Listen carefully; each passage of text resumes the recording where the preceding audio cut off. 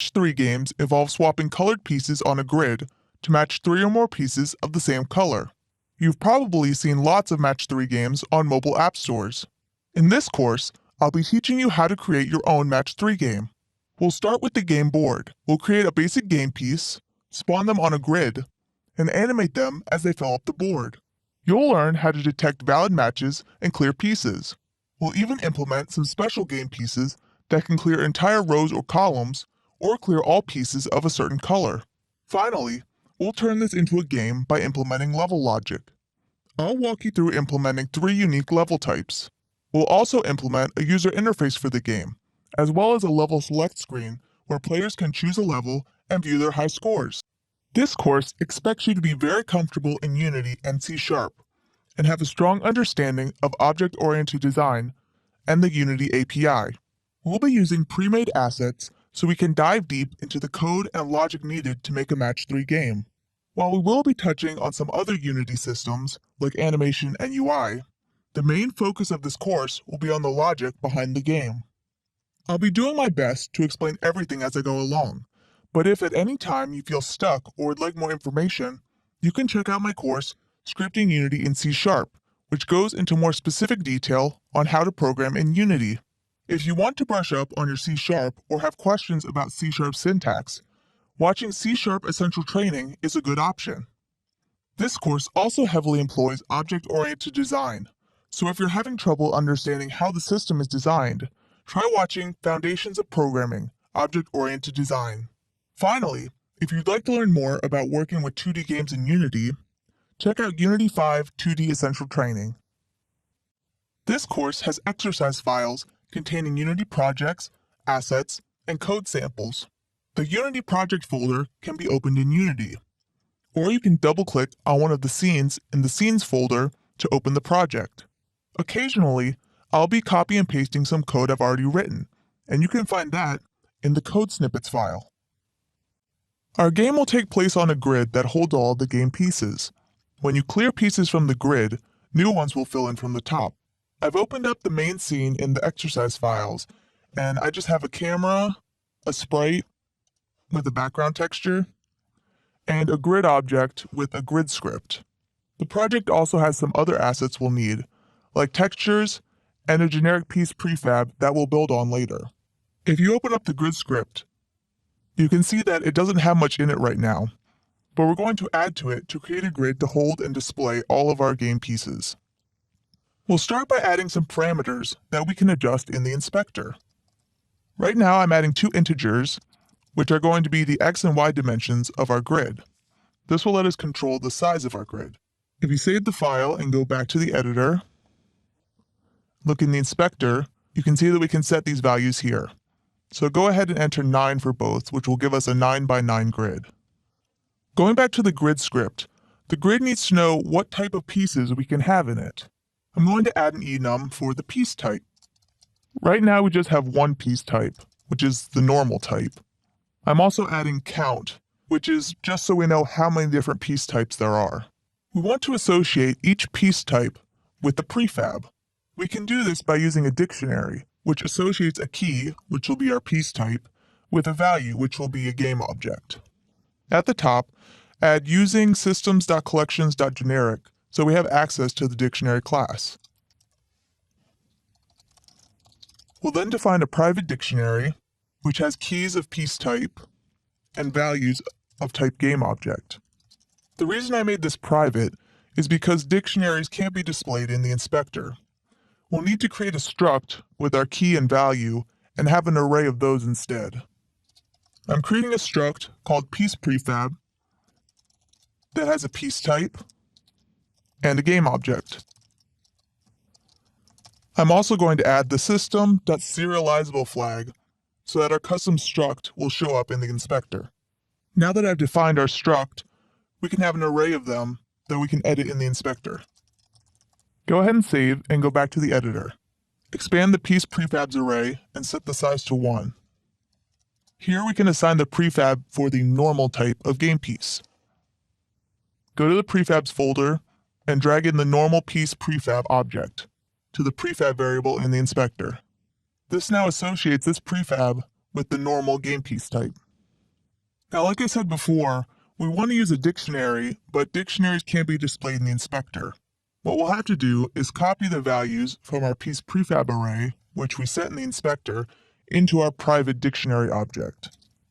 First, I'll instantiate our dictionary as a new dictionary with types piece type and game object, and then I'll loop through all of the prefabs in our piece prefabs array. Since the dictionary should only contain one value for each key, we first check if the dictionary already contains the key. Remember that our key is our piece type, and our value is our game object. If it doesn't already contain the key, then we add a new key value pair to our dictionary. Now we want to display a background behind each of our pieces to make them easier to see, so we'll expose another game object in the inspector that we can assign. Go back to the editor, and in the inspector, drag the piece.bg prefab to the background prefab variable. Now that we have a reference to the background prefab, we can instantiate it for each cell of the grid. We first loop through all the rows from 0 to the x dimension, and then we loop through all the columns from 0 to the y dimension. Then for each cell of the grid, we instantiate our background prefab. We pass in the reference to our background prefab, and then the position where we want the prefab to be instantiated. In this case, we want the position to be the x and y values from our loop. And finally, we pass in the rotation. Quaternion.identity just means that it's not rotated at all. And finally, we'll make this new background a child of our grid object. If you go to the editor and hit play, you can see that we have a background tile for each cell of the grid. Next, we'll look at how to place a game piece on top of each of these background cells. Now that we have our background tiles, let's add some game pieces. Go ahead and open up the grid script. We need an array to hold all of our pieces. Since the grid has 2 dimensions, we'll create a 2D array of game objects. You can create a 2D array by using the comma notation. In Start, we'll instantiate all of our game pieces in the grid, just like we did with the background pieces. First, I'll instantiate my game object array to have dimensions the same as my grid. The reason we're storing an array of the game pieces when we didn't store an array of the background pieces is because we'll later want to manipulate the game pieces. The background pieces, once we've created them, can just stay where they are. Again, I'm going to loop through all of the rows in our grid, and then I'm going to loop through all the columns. I'm then going to instantiate a new game object and assign it to our pieces array. I get a reference to the prefab for the normal piece type by using our dictionary. And I'll instantiate the game object at the x and y coordinates of the grid. I'm then going to change the name of the game object just so it's easier to tell which piece is which. And finally, I'm going to make the piece a child of the grid. Go ahead and hit Start, and we can see that a piece is created on top of each background. However, they're off-center. We'll need to offset the position of the pieces to center the grid. To do that, we're going to create a function called getWorldPosition that will convert a grid coordinate to a world position. What I'm doing here is getting the x position of the grid, which is the center of the grid, and subtracting half of the width to get the left edge of the grid. I'm then adding our x coordinate. Since our world units are the same spacing as our grid units, this will give us the world position for our game piece. I do the same thing for the y coordinate, except I invert the pluses and minuses so that our grid starts at the top. Now I'll just update our calls to instantiate for the game pieces and the background pieces to use our new getWorldPosition function. Now if you hit play, the game pieces are nicely centered on the screen. If I move the grid object around, all of the pieces move with it. Now that we've got our grid set up, let's add some more functionality to our game piece. Next, we'll create our normal game piece. This piece can come in 6 different colors, and when 3 or more of the same color are in a row, they'll disappear. We'll worry about matching and clearing pieces later. For now, we'll define only the most basic functions of the game piece. In the Scripts folder, right-click, and from the menu select Create, C# script, and name it Game Piece. Click on the Prefabs folder and select the Normal Piece prefab. Go back to the scripts folder and drag the game piece component over to the inspector to add it to our prefab. Now go ahead and open the game piece script. To start with, we know that each game piece will have an X and Y coordinate on the grid, so we'll add those first. I've created two private ints, X and Y, and then public properties for them. Notice that we only provide a getter for the position. This is because not all pieces will be able to move, so not all pieces should allow their position to be changed. In just a moment, we'll create a movable piece. We also know that each piece will have a type. Right now we only have the normal piece type, but later we'll have other types. Like I did with the position, I created a private type variable and then a public property to access that variable. I didn't add a setter because we don't want other classes changing our piece type. The game piece should also have a reference to our grid class, in case it needs information about the grid or about other pieces on the board. Like I did before, I created a private variable and a public accessor. I called it gridref because grid with a capital G was already taken by our class. Finally, we'll create an initialization function called init. We'll call this function after we instantiate the game piece's game object, so that we can initialize some of these variables. The init function takes in the X and Y positions, the grid, and the piece type, which are all the parameters we defined earlier. I use an underscore just to differentiate between the parameters passed into the function and the parameters for our piece. Since we're inside the game piece class, we can set these parameters directly, since we don't have a setter. Open up the grid class, and let's modify how we create the pieces to use this new game piece class. Instead of storing the game object for each piece, we'll store the game piece component. All I'm doing now is switching our array from game objects to game pieces. I'll store the game object in a temporary variable called newPiece. Since we're not storing the game object in the pieces array anymore, I'll replace all the references to it with newPiece. And now we store the game piece component of the newPiece game object in our pieces array.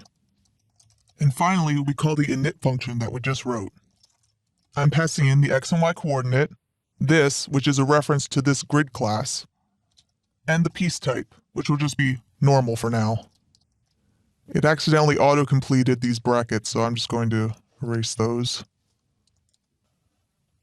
If you hit play, you can see that not much has changed, but on the back end, we're now using a custom game piece class instead of storing the game object. Next, we're going to make our pieces move. Now that we've got our basic game piece script, let's add some more features to it. We'll start by making our pieces movable. In the scripts folder, right-click and create a new C# script and call it movable piece. This movable piece script is a component that will allow us to add mobility to any type of piece. Click on the prefabs folder and select the normal piece prefab. Go back to the scripts folder and drag the movable piece component onto the prefab. Open the movable piece script. The movable piece component needs to know about the game piece that it's attached to, so we'll add a reference to the game piece script. In awake, we'll get the reference to the game piece. I'm using awake to make sure that we get this reference as soon as possible, so that we don't have any no reference exceptions. Then we just need to add a move function, which moves the piece. For now, we'll just instantly move the piece to its new position. Later, when we get to filling the board, we'll animate the pieces. To move the piece, we need to update the X and Y coordinates in the grid, as well as the position of the game object in world space. Updating the coordinates on the grid is easy. They're the X and Y properties from the game piece script. The grid has the getWorldPosition function that we wrote earlier, and we can use that to get the position for the game object. We're setting the position locally because the piece is a child of the grid. Since we originally wrote getWorldPosition just for the grid class, it's private. If we want to access it in this movable piece script, we have to make it public. Looking at this, you might notice an issue. Remember that we didn't define a setter for the game piece's position. So we'll need to go back and add that. But we only want to set the X and Y if the piece is movable. If it's not movable, other classes should not be able to update the position. We can check if a piece is movable by seeing if it has the movable piece component. First, we'll get a reference to the movable piece script. Here I've just created a private variable movable component and a public property capital movable component. Then in awake, we'll get the reference to the movable component, if the game object has one. If the game object doesn't have a movable piece script on it, this will just return null. So to check if a piece is movable, we just need to see if the movable component variable is null or not. We'll create a function isMovable to do that. If the movable component is not null, meaning it exists, this will return true, meaning the piece is movable. Otherwise, it will return false. Now back to the setter for our position. We only want to set the value if the piece is movable, so we'll use our isMovable function to check that. And we'll do the same thing for the y property. I'm just going to copy and paste. And I just update the variable x to y. To check if this all works, let's go back to the grid class and change all the pieces to start at 0, 0. To do that, we just replace getWorldPosition with vector3.0. Go back to the editor and hit play. You can see that all the pieces are stacked on top of each other in the center. Now let's use our move function to move the piece to the correct spot. We first check if the piece is movable, and if it is, we use the movable component to move it. Hit play, and you can see that all the pieces are now in the correct place, so our movement code is working. While our game board might not look much different, this movement code will be the basis for our animation once we start filling the board. Next, we'll add support for different colored game pieces, and this is where things get really flashy. Click on the scripts folder, right-click, and create a new C# script called color piece. Click on the prefabs folder and click on our normal piece prefab. Go back to the scripts folder and add the color piece script to our prefab. This is going to work just like our movable piece component, except it will set the color of the piece instead of moving it. Open up the color piece script. The first thing we need to know is all the different possible colors. I'm going to use an enum for that. Here I've added all the different possible colors, plus any, because later we'll have pieces that can match with any color. Next, we need an array where we can assign a sprite for each color. I'm creating a struct called colorSprite to hold our color type and our sprite. And I'm going to add the system.serializable flag so that our custom struct can be displayed in the inspector. Finally, I'll add a public array of colorSprite objects so that we can assign them in the inspector. Save and go back to the editor. Click on the normal piece prefab. In the inspector, expand the colorSprites array and set the size to 6. In the textures sprites folder, you'll see sprites for each different color. Go ahead and assign the sprite for each color in the inspector. Yellow sprite for the yellow color, purple sprite for the purple color, etc. Since our normal piece has to be one of these 6 colors, we won't worry about the any color type for now. Go back to the color piece script. Just like we did with the piece type prefabs in the grid, we'll convert this array to a dictionary for faster lookup.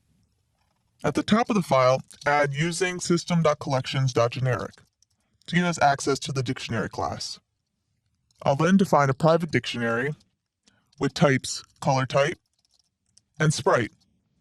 In awake, I'll loop through our colorSprites array and add the keys and values to our dictionary. First, I'll instantiate our colorSprite dictionary as a new dictionary with types color type and sprite. I loop through all the structs in our colorSprites array. I check if the dictionary already contains the current key, since dictionaries should only have one value for each key. If it doesn't contain it, I'll go ahead and add the key value pair. Now we have a dictionary mapping colors to sprites. The last 2 properties we need are a property for the color of the piece and a reference to the sprite. Knowing the color of the piece will allow us to easily compare it to other pieces for a color match, and having a reference to the sprite will allow us to change it. Here I've created a public property for our color variable with a getter and a setter. The setter calls a function setColor, which we'll define in a minute. I'm also going to add a variable to store the sprite renderer. I'll get a reference to the sprite renderer in awake. I use transform.find to find the child game object named piece. If we drag our normal piece prefab into the scene, you can see that the sprite renderer is on this game object called piece. Go ahead and delete that. So once we've found the piece game object, we can get the sprite renderer component. Finally, we just had to fill out the set color function. We set our color property to the new color, and then check if our color sprite dictionary contains a key for the new color. If it does, we assign the sprite of the sprite renderer to the value stored in the dictionary for that color. This will change the sprite of our game piece depending on what color it is. We now just have to tell our grid to create different color pieces. We'll add one more property to color piece to get the number of possible colors. This just returns the length of our color sprites array that we set in the inspector. Open up the game piece script and add a reference to our color component just like we did with the movable piece component. I'm going to copy and paste and replace all the references to movable piece and movable component with color piece and color component. In awake, we'll get a reference to the color piece component just like we did with the movable piece component. And finally, so we can check if a piece is colored or not, we're going to add a function that returns a Boolean similar to what we did with isMovable. We'll call it isColored. This will return true if the color component is not equal to null, meaning that it exists. The last step is to open up the grid piece, and after we initialize the piece, set the color of it. We check if the piece is colored, and if it is, we set the color of it to a new random color. Remember that our color type is an enum, meaning it can be converted to and from an integer. So, we just need to get a random integer in the range from 0 to the maximum number of colors. Save everything, go back to the editor, and hit play. Now we have a board full of colorful fish. The next step will be filling the board and animating our pieces as they move. One of the key things our grid needs to be able to do is refill itself when pieces are cleared. The first step to achieving that is creating an empty piece type so we can have empty spaces in our grid. Drag the normal piece prefab into the scene from the prefabs folder. Our empty piece type will be a stripped down version of this. With the prefab selected, go to the Game Object menu and click Break Prefab Instance. This way, we won't modify our normal piece prefab. Go ahead and rename the game object to Empty Piece Prefab. Remove the movable piece and color piece components in the inspector. Inside the prefab, delete the piece object, so we're left with just the root game object. Drag this to the prefab folder to create a new prefab, and then delete the object from the scene. Open up the grid script. We're going to add a new piece type called empty to our piece type enum. Save that and go back to the scene. Click on the grid object. In the piece prefabs array, change the size to 2. Element 0 is going to be our empty piece type. Drag the empty piece prefab from the prefabs folder into the inspector. Element 2 will be our normal piece type. Do the same for the normal piece prefab. We'll have our board start empty and then fill up with pieces at the start of the game. To make our lives easier, let's create a function to spawn a new piece. Go back to the grid class. Create a new function called spawnNewPiece that returns a game piece. This function will take the x and y coordinates of the piece in the grid, as well as the piece type. First, we'll instantiate a new game object. We get the prefab from the prefab dictionary based on the piece type, and we get the position using getWorldPosition. And we make the new piece a child of the grid. Finally, we store the game piece component in our pieces array. We then initialize the piece. Finally, we return the new piece. In the grid start function, we'll change it so that instead of creating normal pieces, we're creating empty ones. We'll use our new spawnNewPiece function for that. We can replace all this code with a call to spawn new piece, and the piece type will be empty. Hit play, and you can see that the cells are all empty now. Next, we'll write a function to fill in the empty pieces. Now that our board is completely empty, we need to fill it in. Open up the grid script. I'm going to create two function stubs, one called fill and one called fill step. Fill step will only move each piece one space, while fill will call fill step until the board is filled. Fill step will return a boolean. It will be true if any pieces were moved, and false if not. That way, fill knows when the board is filled. I'm going to copy the code for fill step from the code snippets, and then we'll go over it. Fill step starts with a boolean called moved piece, which is false. If we encounter a piece that we need to move, we'll set it to true. We end by returning moved piece. First, we loop through all the columns in reverse order, meaning from bottom to top, since our top is 0. We start our y index at the y dimension -2. Now the reason we do this is because our array is 0 indexed, so there isn't an element at y dim. It's actually from 0 to y dim -1. The reason it's y dim -2 is because we don't care about the bottom row. We're looking for pieces we can move down, and the bottom row can't be moved down, so we can just ignore it. Then we loop through all the rows. The way these nested loops are set up means that we'll be going through each element in each row, and then on to the next row, going from bottom to top, ignoring the bottom row. We get the game piece at the current position and check if it's movable. If it's not movable, it means we can't move it down to fill the empty space, so we can just ignore it. We get the piece below the current piece, which is at x, y plus 1, remember 0 is at the top, and we check if it's empty. If it is empty, then we'll move our current piece down into the space below it. We do that by calling the move function in the piece's movable component, and then setting the piece at x, y plus 1 to the current piece. Remember, that's at xy. We then spawn a new piece at xy that's empty. Remember, since we moved the current piece down, the space where it was will now be empty. Basically, we're swapping a movable piece with an empty piece below it. And since we moved a piece, we set moved piece to true. The top row is a special case, since empty spaces there will be filled by creating new pieces. After checking all the rows, which we just did, we'll recheck the top row to see if it has any empty spaces. Again, I'm going to copy some code from the code snippets and paste it below those for loops. We loop through all the cells in the row. Now, this is where it can get a bit tricky.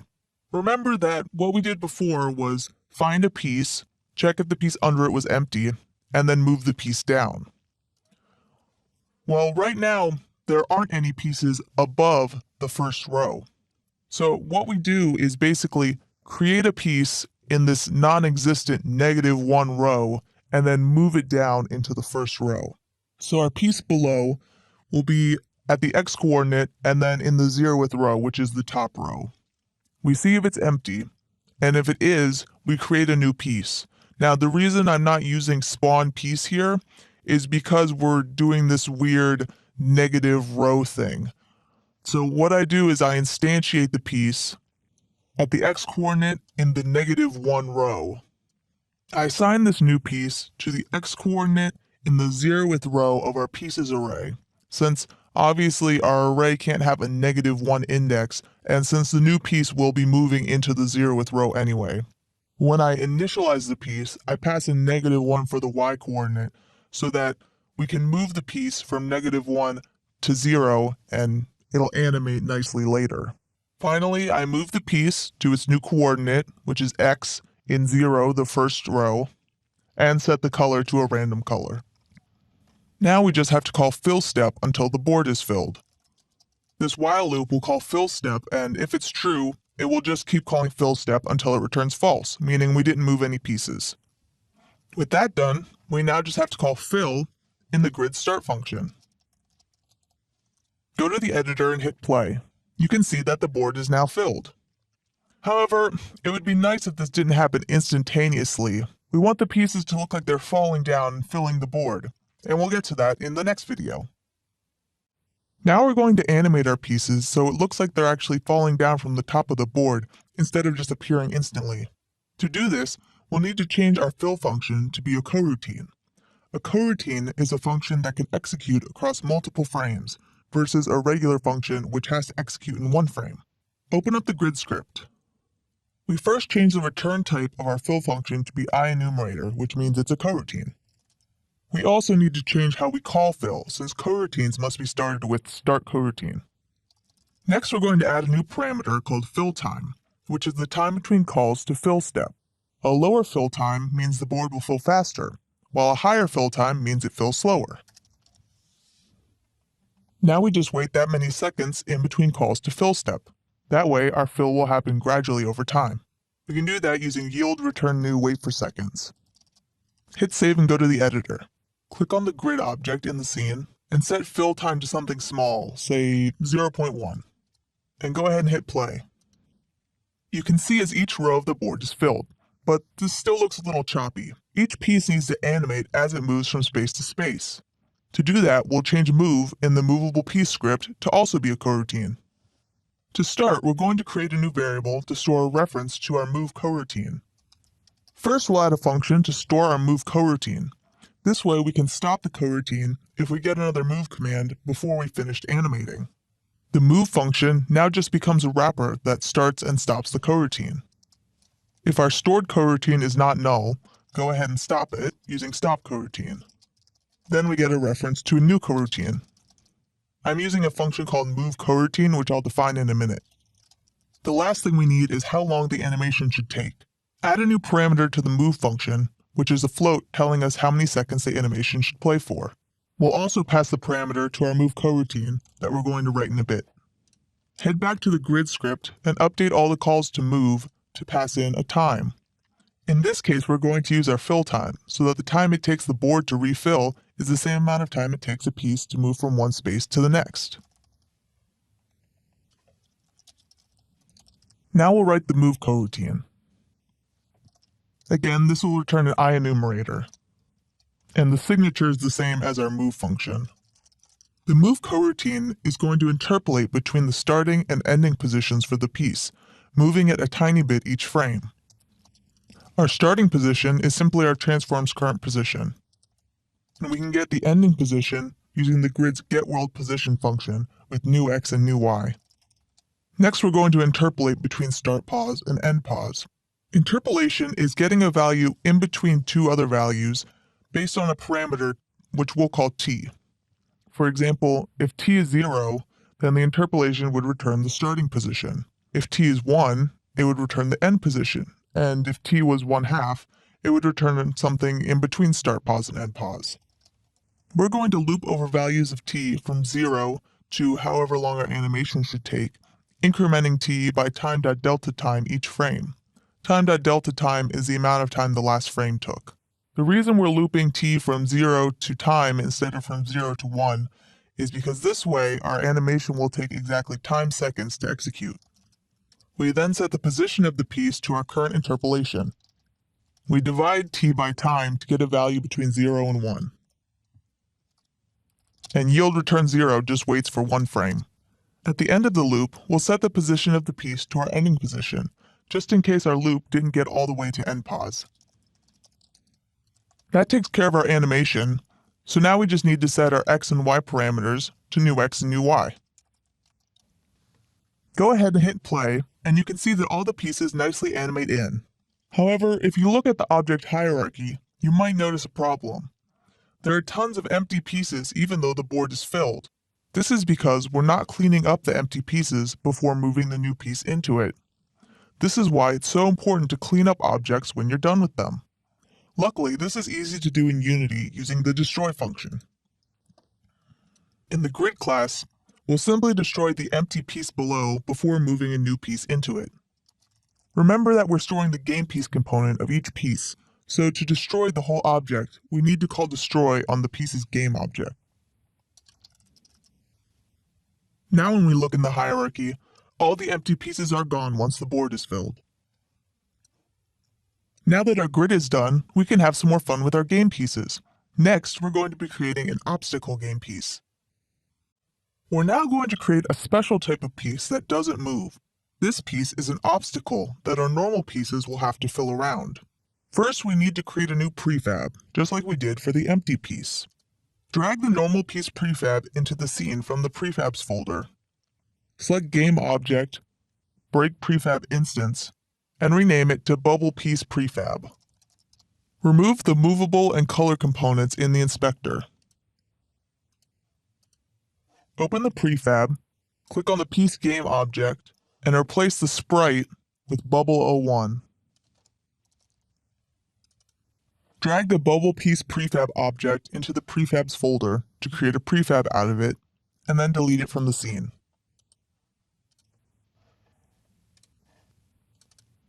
Open the grid script and add the new bubble piece type to our enum. Save that and go back to the editor and click on the grid object. Change the size of the piece prefabs array to 3. Set the type of the last element to bubble and drag the bubble piece prefab from the prefabs folder into the prefab variable. To test out our bubble piece, we'll create one in the center of the grid in the grid start function. First, we'll destroy the empty piece at the center of the grid, and then spawn a new bubble piece there. Go back to the editor and hit play. You can see that the pieces get stopped by the obstacle. Right now, no pieces can go below the bubble, but in the next video, we'll see how to fill the space below the obstacle. In addition to moving straight down to fill a space, pieces can also move diagonally. This lets pieces fill in under obstacles.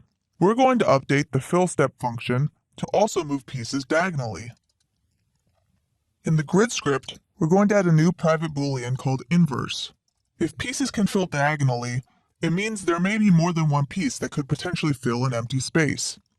Since we don't always want the diagonal piece to come from the same direction, we'll swap the direction we're traversing the grid in every step and keep track of which way we're going using inverse. Now we just swap inverse after every call to fill step. Next, we'll update our loop in fill step so that we can change our direction of traversal depending on the value of inverse. I'm changing x to loop x. We'll use this value to calculate the actual x-coordinate of our piece. If we're not inverted, x is simply equal to loop x. If we are inverted, then x is equal to the x dimensions minus 1 minus loop x. Essentially, when we're not inverted, we're traversing from 0 to the x dimension. When we are inverted, we're traversing from the x dimension down to 0. Here's our code for moving straight down into an empty space. If we can move straight down, we're not going to bother checking if we can move diagonally. So our code for moving diagonally is going to go in an else statement if the code for moving straight down fails. I'm going to copy the code for moving diagonally from the code snippets file, and then we'll go over it. What we're doing here is looping through our two diagonals, down left and down right. If the value of diag is 0, this means it's the piece directly below us, which we already checked for up here, so we don't have to worry about it. Diag x is the x-coordinate of our diagonal piece. Depending on the value of diag, this will be either to the left or the right of our current piece. For example, when diag is -1, this piece will be to our left, and when it's 1, it will be to our right. If we're inverted, then it will be the opposite. We check if the x-coordinate of the diagonal is within the bounds of our board, and if it is, we get a reference to the diagonal piece, which is at y plus 1, the row below us. Now, we obviously can't move into a piece if it's not empty, so we check to make sure that the diagonal piece is empty. Next, we need to look at the pieces above the diagonal piece. The reason for this is, if there's another piece above the empty diagonal space, it can just move straight down to fill the space. We don't want to move diagonally unless there's no pieces above the empty space that can fill it. We loop through all the pieces above the diagonal space. If we encounter a movable piece, we break out of the loop, since this piece can simply fall down and fill the space. If we encounter a piece that's not movable and that's not empty, for example an obstacle, it means that this empty space is blocked and won't be able to be filled from above. If the piece can't be filled from above, then we'll fill it diagonally, and the code for this is the same as the code that we used to fill from the top down. Now when we run the game, the pieces fill in below the bubble. Try adding some more bubbles to see how the pieces fill in below them. I have code to create some bubbles in the code snippets. You can use this or just put them wherever you like. I'm placing this in start where we initially created the single bubble. And I'm just creating lots of bubbles in the fourth row as well as one in the top row. And as you can see, the pieces fill around all the bubbles. There are a few empty spaces that can't be filled even with diagonal filling. These will remain empty until we get to clearing the bubbles, which will be in a later video. Now that our grid is all set up, we're ready to start matching and clearing pieces. Now that we can fill our board with pieces, we need to be able to match and clear them. A player clears a piece by swapping it with an adjacent piece to match 3 or more pieces of the same color. They swap a piece by clicking and dragging from one piece to another. To detect mouse clicks, we need to add a collider to our game piece. Drag the normal piece prefab into the scene. From the component menu, select Physics 2D Box Collider. This box collider will allow us to detect mouse clicks on the piece. The collider is represented by this green box. Since our sprites are anchored to the top left corner, we'll need to offset it. Setting the X offset to 0.5 in the inspector and the Y offset to -0.5 aligns the collider with our sprite. In the inspector, hit Apply to apply this to all of our prefabs. And then go ahead and delete the object from the scene. Open the game piece script, and we're going to add some functions to detect mouse clicks. These functions are onMouseDown, onMouseEnter, and onMouseUp. We'll just stub them out for now. As the name suggests, onMouseDown is called when the mouse is pressed inside an element. OnMouseUp is called when the mouse is released, and onMouseEnter is called when the mouse enters an element. Open the grid script. The first thing we need to swap two pieces is to know if they're adjacent. Create a new function called isAdjacent, which takes two game pieces and returns a boolean. Two pieces are adjacent if their row is the same and they're in adjacent columns, or if their column is the same and they're in adjacent rows. This returns true if piece 1 and piece 2 have the same x coordinate and their y coordinates are within one space of each other. Next we'll do the same thing, but if the y coordinates are equal and the x coordinates are within one space of each other. We also need a function to swap the two pieces if they're adjacent. Create a new function called swapPieces that takes two game piece objects. We'll only swap the pieces if they're both movable. If they are, then we assign them to each other's positions in our pieces array. We then move the pieces from one space in the grid to the other. We'll store the x and y coordinates of piece 1 in these temporary variables so that they don't get overridden when we move the piece. We move piece 1 to piece 2's position and piece 2 to piece 1's position that we stored earlier. And that's it for the swapPieces function. Now we just need to trigger it when the mouse is pressed. We need to know what piece we've clicked on and what piece we let go of the mouse on. Create two new private variables to store these pieces. One is the piece that we pressed down on, while the other is the last piece that our mouse entered the bounding box of. Now we'll assign these variables when someone clicks on the mouse or moves the mouse over a piece. Create two public functions, one for when we press on a piece and one for when we enter a piece. These will pass in the game piece that was clicked on or the mouse was hovered over. Later we'll have our game piece call these functions. In press piece we set our pressed piece variable, and in enter piece we set the entered piece variable. So we know the piece that the player pressed on, and we know the piece that they're hovering over. All that's left is to do the swap when they release the mouse. Add one more function for when they release the mouse. Here's where our isAdjacent function gets put to use. We check if the pressed piece and the piece that we were hovering over are adjacent to one another, and if they are, we swap them. Now we just need to trigger these functions from our mouse events in GamePiece. This is a reference to this GamePiece component, which is the game piece that we clicked on or hovered over. Go to the editor and try swapping some pieces around. As you can see, you can swap any two adjacent pieces.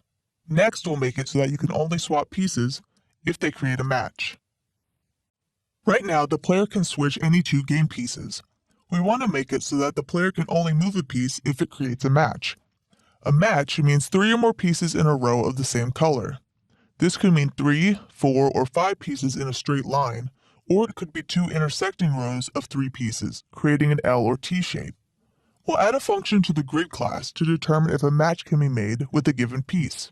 For starters, we'll just worry about matching pieces in a straight line. In the next video, we'll handle matching pieces in an L shape. Open the grid class and create a function called getMatch, which takes a game piece and the new position the piece is moving to. This function will return a list of game pieces that are part of the match. If no match is found, it will return null. First, we need to check if the piece is colored, since only colored pieces can be matched. We then create some variables to store adjacent pieces of the same color, so we can check if we have enough pieces to form a match. We'll also store the piece's color so we can reference it later. We have a list of adjacent pieces in both the vertical and horizontal directions, and a list of pieces that ended up being part of a match.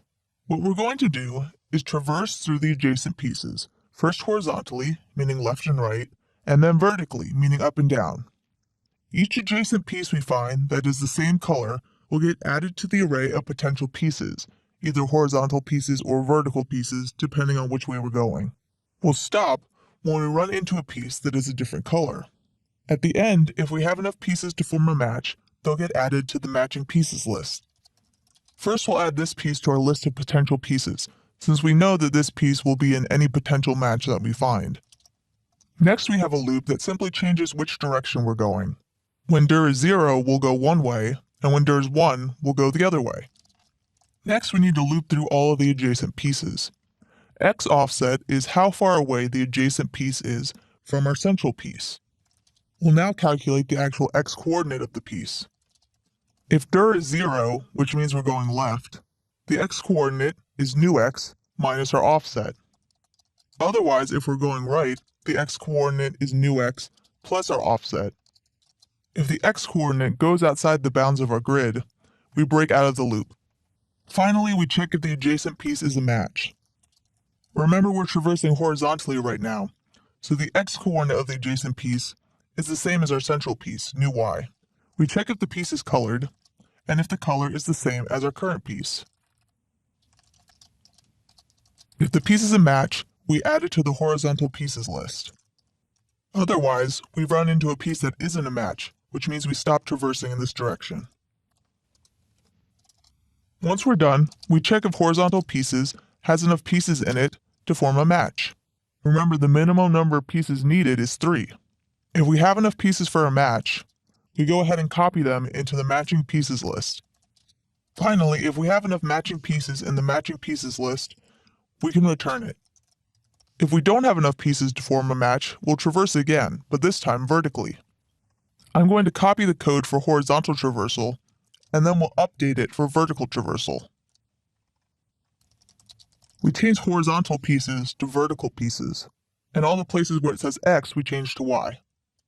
When dir is 0, we'll be traversing up, and when dir is 1, we'll be traversing down.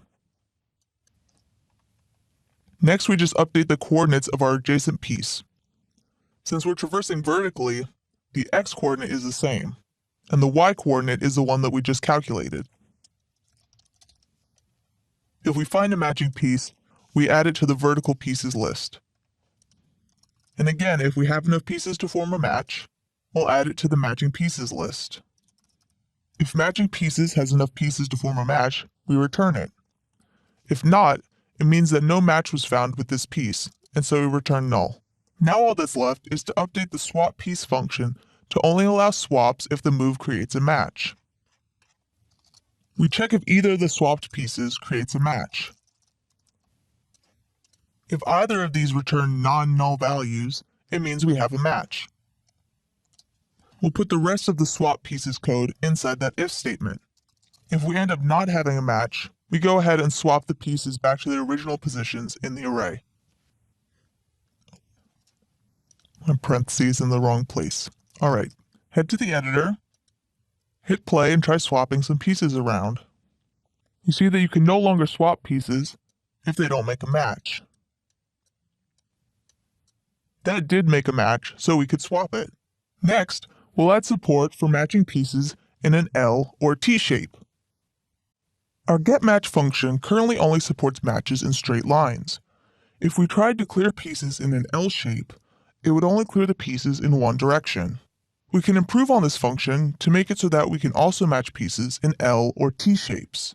L or T-shaped matches occur when we have two straight lines of 3 pieces that share one piece. We're already determining if we have 3 in a row in one direction.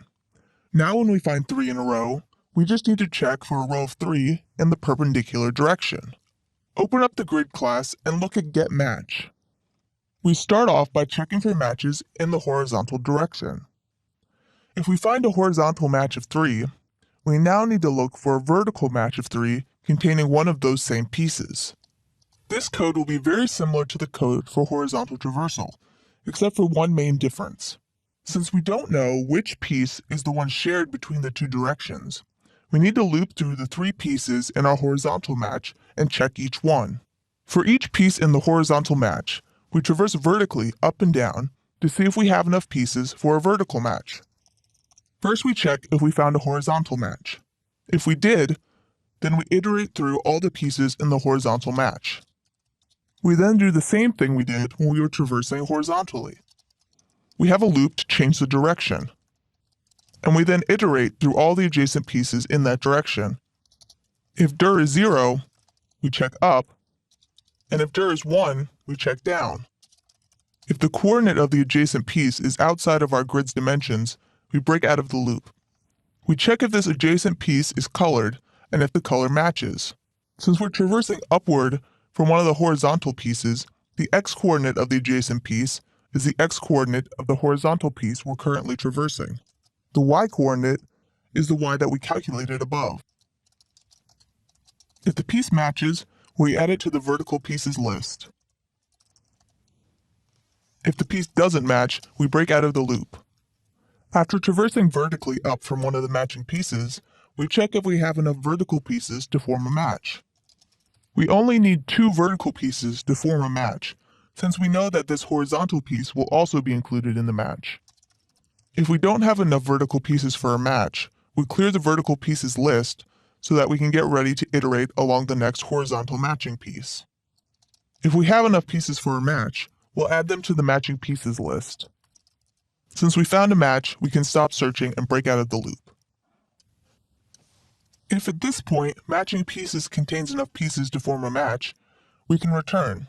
If not, we repeat the same process again, searching vertically first, and then horizontally if we found a vertical match. We clear the horizontal and vertical arrays to get ready to traverse again. I'm going to copy the code that we just wrote for traversing vertically to look for an L shape, and paste it down here and update it to traverse horizontally.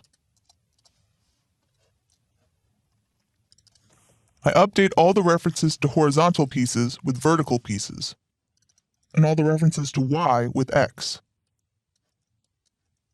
When direction is 0, we search to the left, and when it's 1, we search to the right. Next, we just update the index of the adjacent piece. The x-index is the one we calculated above, and since we're traversing horizontally from one of the vertical matching pieces, the y-coordinate is the y-coordinate of the current vertical piece that we're looking at.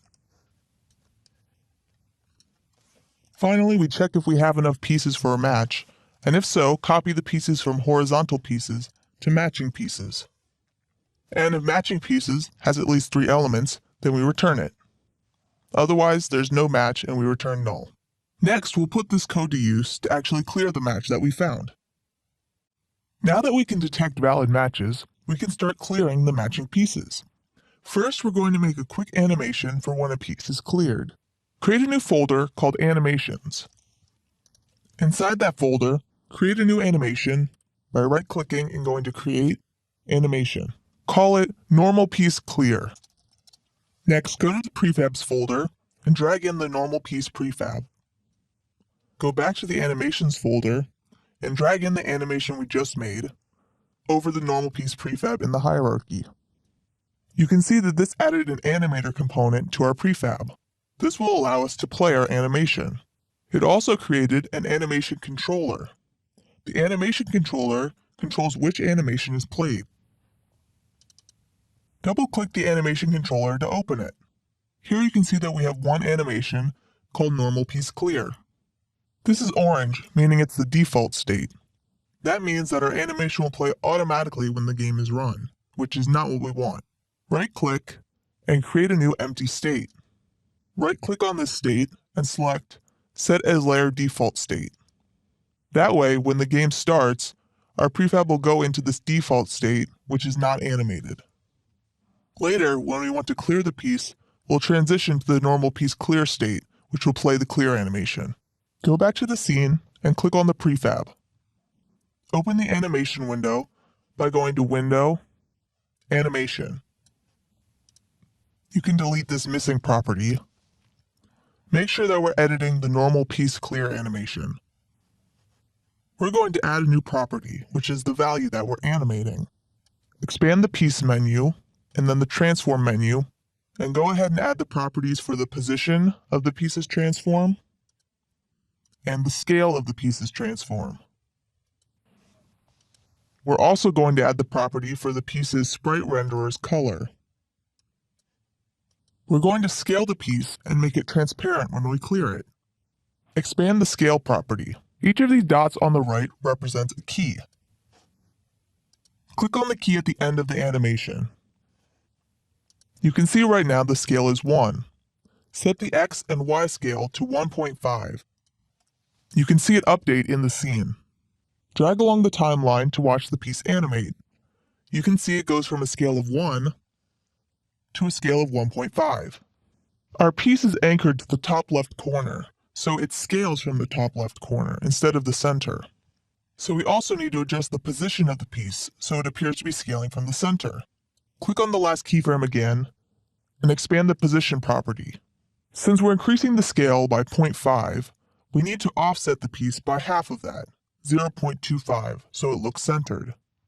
Set the X position to negative 0.25 and the Y position to 0.25. The piece appears to be scaling from the center. Finally, we want to animate the piece's alpha so that it looks like it disappears. Click on the last key of the animation. Expand the sprite renderer color property and set the alpha to 0. You can see that the piece goes from completely opaque to completely transparent at the end of the animation. Hit the play button to play the animation. You can see that it's a bit slow. Adjust the number of samples until you get a speed you like. Go ahead and close the animation window. Click on the prefab, and in the inspector, click Apply. This will apply our changes to all of our prefabs. Then go ahead and delete the object from the scene. We'll be using this animation when we clear our piece in the next video. Just like how we created the movable piece and color piece scripts, we're now going to make a clearable piece script. Go ahead and make a new script called clearable piece and open it. The first thing we're going to do is add some variables. Add a variable to hold the clear animation we made in the last video. Our animation is of type animation clip, and I'm just going to call it clear animation. We'll need this so we can play the animation later. We also might want to know if the piece is in the process of being cleared, so we're going to add a boolean to keep track of that called isBeingCleared. Finally, we need a reference to the game piece that we're attached to. This way we can access properties of the piece and have a reference to the grid object. I'm making this variable protected because later on we're going to extend this class, and the derived classes need to have access to this variable. We'll get our reference to the game piece in awake using getComponent. Now we'll add a function called clear, which we'll call when we want to clear a piece. The clear function will call a coroutine that clears the piece and plays our animation. We'll write the coroutine first. Create a function that returns IEnumerator called clearCoroutine. To play the animation, we need to get the animator component. If we have an animator component, we tell it to play our animation. We can get the name of the animation from our clearAnimation variable. We then wait for as many seconds as the animation takes to play. The length of the animation is clearAnimation.length. Once we finish playing our animation, we'll destroy the piece. Now we'll write the clear function, which other classes will be calling to clear this piece. The clear function just sets the isBeingCleared boolean to true, and then starts the coroutine. That's it for the clearable script. Our game piece needs to know if it's clearable, so like we did with the other components, we'll add a reference to the clearable piece script to the game piece class. In awake, we'll get a reference to our clearable component. And then finally, we'll add a function to check if this piece can be cleared, just like we did with movable and colored. Go back to the editor and select the normal piece prefab. Add the clearable component by clicking on Add Component and typing clearable piece. Drag the clear animation we made from the project window into the clear animation variable in the inspector. Now our piece is ready to be cleared, and we just need the grid to call the clear function. With our clearable piece component all set up, we can now call the clear function to clear a matched piece. Open the grid script. The grid will be responsible for clearing pieces and refilling the board. First, we need a function to clear a piece. We'll call this function clearPiece, and it will take the position on the grid to clear. It will return a boolean, which is whether or not we were able to clear the piece. We check if the piece is clearable, and if it hasn't already been marked for clearing. Then we call clear on the piece and spawn a new empty piece in its place. We return true if we were able to clear the piece. Otherwise, we return false. Next, we'll create a function that checks the whole board for valid matches and clears them. We need to check the whole board instead of just the pieces we swapped, because clearing pieces might result in other matches in other parts of the board. This function will return a boolean, which is whether the board needs to be refilled or not. When we clear pieces, we need to tell the board to fill in those empty spaces. We loop through all the pieces on the board. If the piece is clearable, we check if there's a match. Since we're not moving the piece, the new x and new y values we pass to getMatch are just the current position of the piece. If we found a match, we loop through all of the pieces in the match and clear them. If we were able to clear the piece, it means the board needs to be refilled, so we set needsRefill to true. And finally, we return needsRefill. After we successfully swap two pieces, we call clearAllValidMatches to clear the board. Hit play and make a match. The piece is now clear, but the board doesn't refill. We need to refill the board after clearing the pieces. However, as the board fills, more matches could be made. So we need to update our fill routine to check for matches again once it's done filling. needsRefill is whether or not the board needs to be refilled. The board will need to be refilled if clearAllValidMatches returns true. If any pieces are cleared, the board will refill again, and the process will repeat until no more matches can be made and the board can't be filled anymore. We'll put another yield at the beginning to give some time between clearing the pieces and refilling them.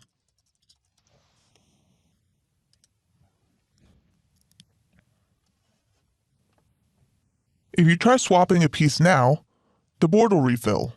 If more matches are made while the board is filling, those will also be cleared.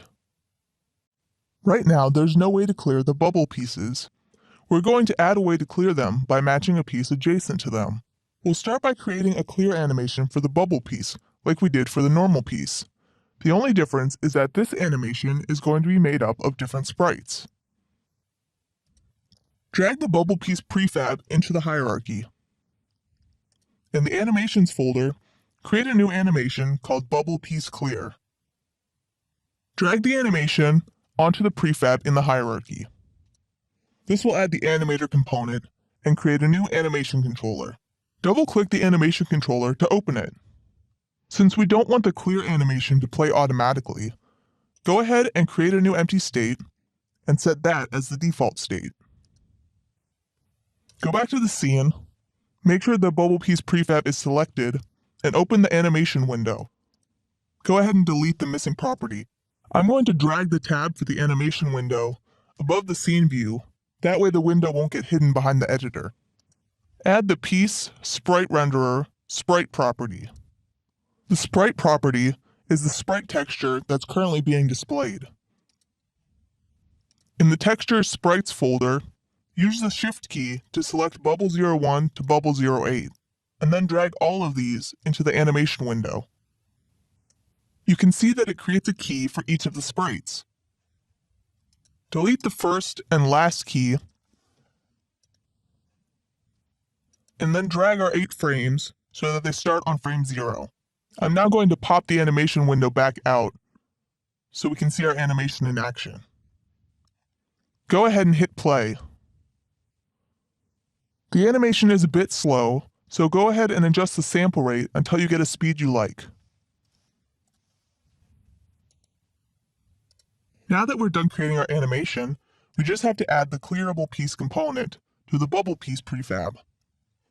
Drag the clearable piece script from the project window onto the prefab instance in the hierarchy. For the clear animation variable, drag in the bubble piece clear animation we just made. Click Apply to apply these settings to the prefab, and then delete the object from the scene. We're now ready to clear our bubble piece when we make a match adjacent to it. To clear a bubble obstacle, one of the pieces adjacent to it needs to be cleared. Open the grid script and create a new function called Clear Obstacles, which takes in the X and Y position of a piece that was just cleared. This function will search for obstacles in the adjacent pieces and clear them. So when we clear a piece with the Clear Piece function, we'll also clear any obstacles around the piece by calling Clear Obstacles X, Y. Now let's fill out Clear Obstacles. First, we'll look at all the adjacent pieces to the left and right. If the coordinate is the same as the X value we passed in, we ignore it, since we just want to look at the adjacent pieces. We also only want to look at pieces that are within the dimensions of our grid. We check if the adjacent piece is a bubble type piece, and we check if it's clearable. If it is, we call the clear function and spawn a new empty piece to replace the bubble. The reason we're not calling our clear piece function here is because that is only for normal game pieces. If we called it here, then clearing an obstacle would cause other obstacles around it to also be cleared, since clear piece calls clear obstacle. Instead, we'll call the clear function directly and spawn a new empty piece. Now we do the same thing in the Y direction, checking the adjacent pieces above and below this space.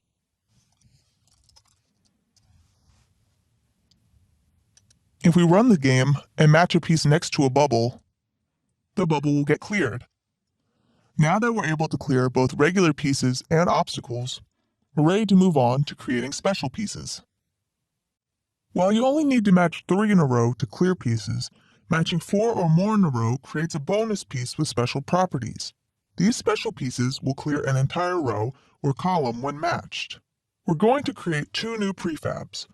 One will be a piece that can clear rows, and the other a piece that can clear columns.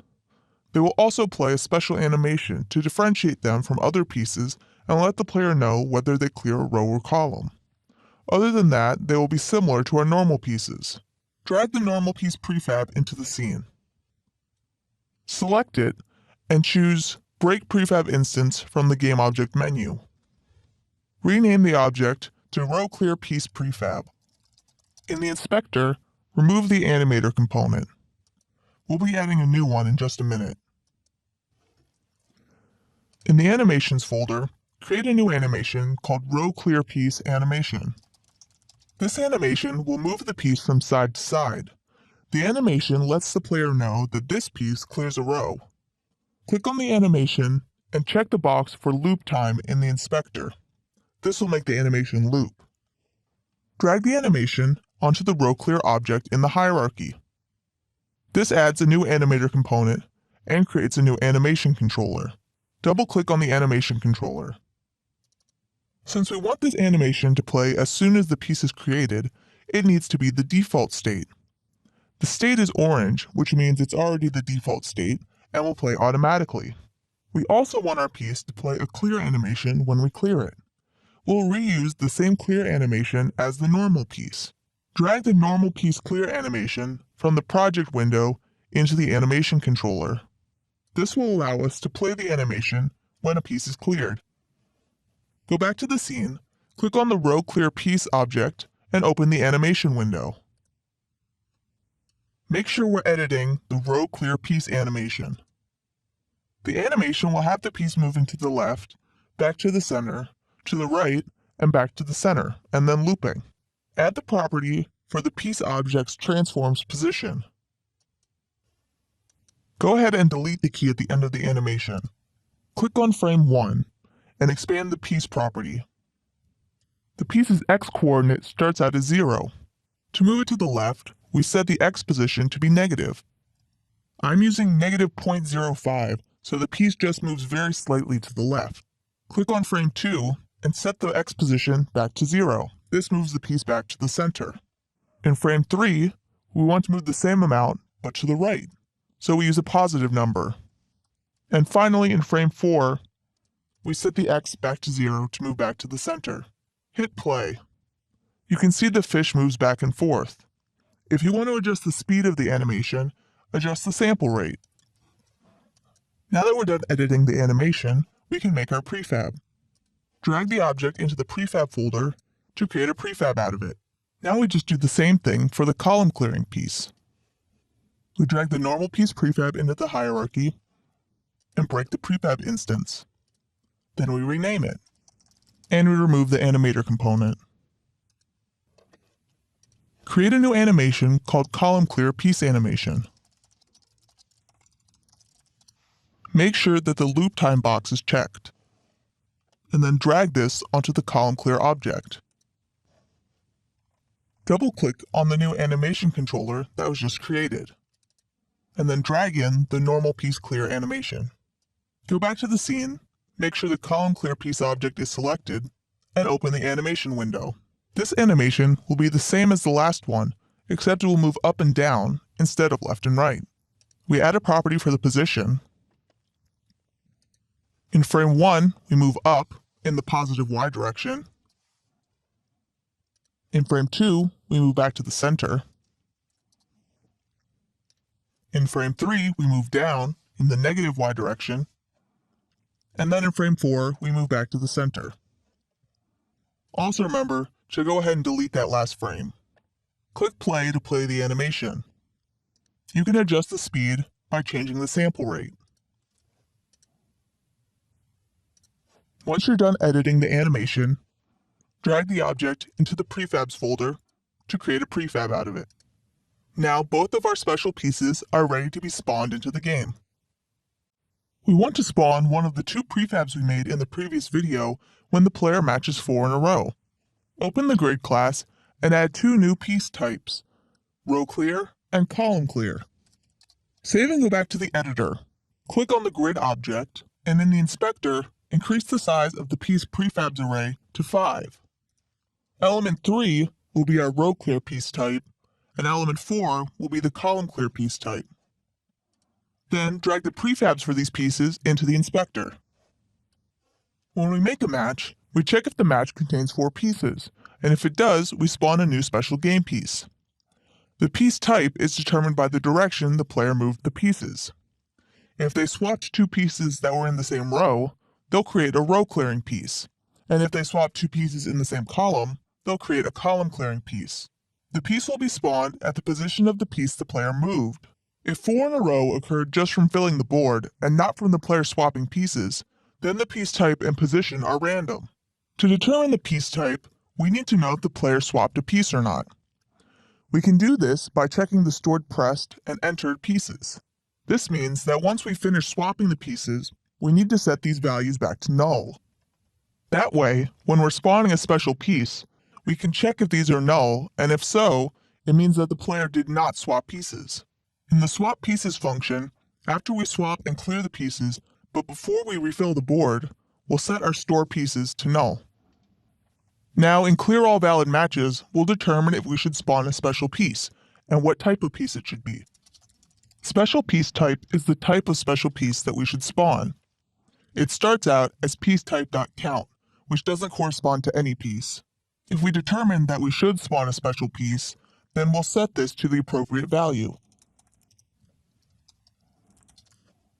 We also get a random piece from the match and set the X and Y position of the special piece to its position. If we later determine that the special piece was created by swapping pieces, we'll replace these with the position of the swapped piece. If the match contains 4 pieces, it means we should spawn a special row or column clearing piece. If pressed piece or entered piece is null, it means the match was not created by swapping pieces. In that case, the direction of the special piece is determined randomly.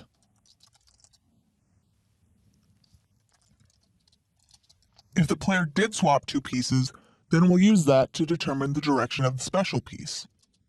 If the 2 pieces are in the same row, then the piece will be a row clearing piece. If the 2 pieces are in the same column, it'll be a column clearing piece. Lastly, if the match was created by swapping pieces, we need to set the position of the special piece to the position of the piece that the player moved. If, while searching through the matched pieces, we find one of the swapped pieces, then we'll set the special piece's position to that piece's position. Next, we'll actually be creating the special piece when a match is made. We've determined what type of special piece to spawn and where to spawn it. Now we just need to create the piece and clear all valid matches after clearing the match. In the clear all valid matches function in the grid script, after clearing the match, we'll check if we should spawn a special piece. If the special piece type is still the default value, which is count, it means we shouldn't spawn a special piece. If the piece type is something other than count, we'll destroy the empty piece and then spawn a new special piece. The color of the row and column clearing special piece should match the color of the pieces that were matched. Since we know all the pieces in the match are the same color, we can just check the color of the first piece and set the color of the new special piece to that. If this new piece is a row or column clearing piece, and if the matched piece is colorable, then we set the color of the new special piece to the color of the matched pieces. The row clear and column clear pieces have one other special property. Usually when you swap 2 pieces, only one of them forms a match. The other one stays on the board. In the case of special pieces, they should be cleared whenever they're swapped, even if it's the other piece in the swap that forms the match. In swap pieces, after we clear all valid moves, we check if either of the pieces involved in the swap were row or column clearing pieces. If they are, then we clear the piece.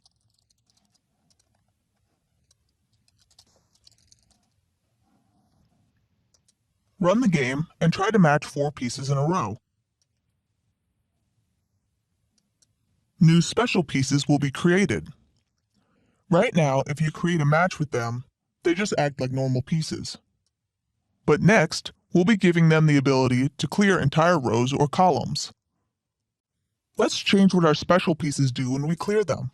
Instead of doing nothing, like a normal piece, they'll clear all the pieces in either the same row or same column, depending on what type of special piece it is. Create a new script called clearLinePiece. Go ahead and open that up. This class is going to extend from clearablePiece.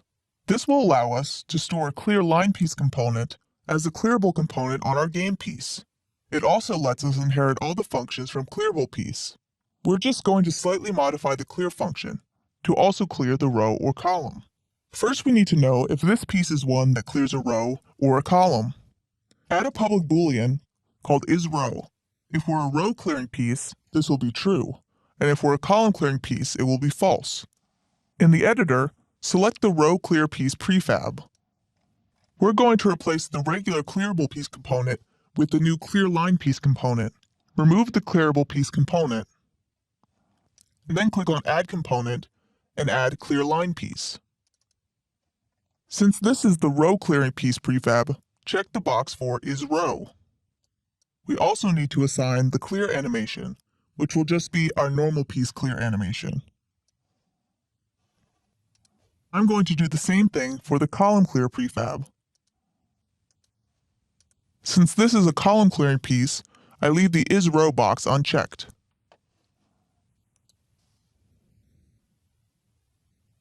Hit play, and you can see that the special pieces still act just like normal game pieces.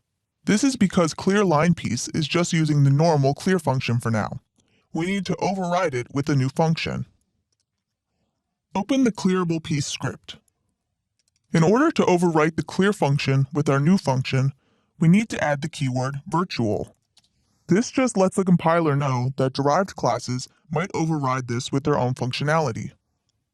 Now in clear line piece, we can override clear. We start by calling the clear function on the base class, which is clearable piece, since we still want that functionality. Then, depending on if this is a row or column clearing piece, we clear either the current row or column. Now we just need to implement functions to clear a whole row or column. Go to the grid class and create a function called clearRow, which takes the index of the row to clear. We iterate through the row and call clearPiece on each piece. We'll create another function called clearColumn that does the same thing, except it clears the whole column instead of the whole row. Now in the clear function in clearLine piece, we can call these functions to clear a row or column.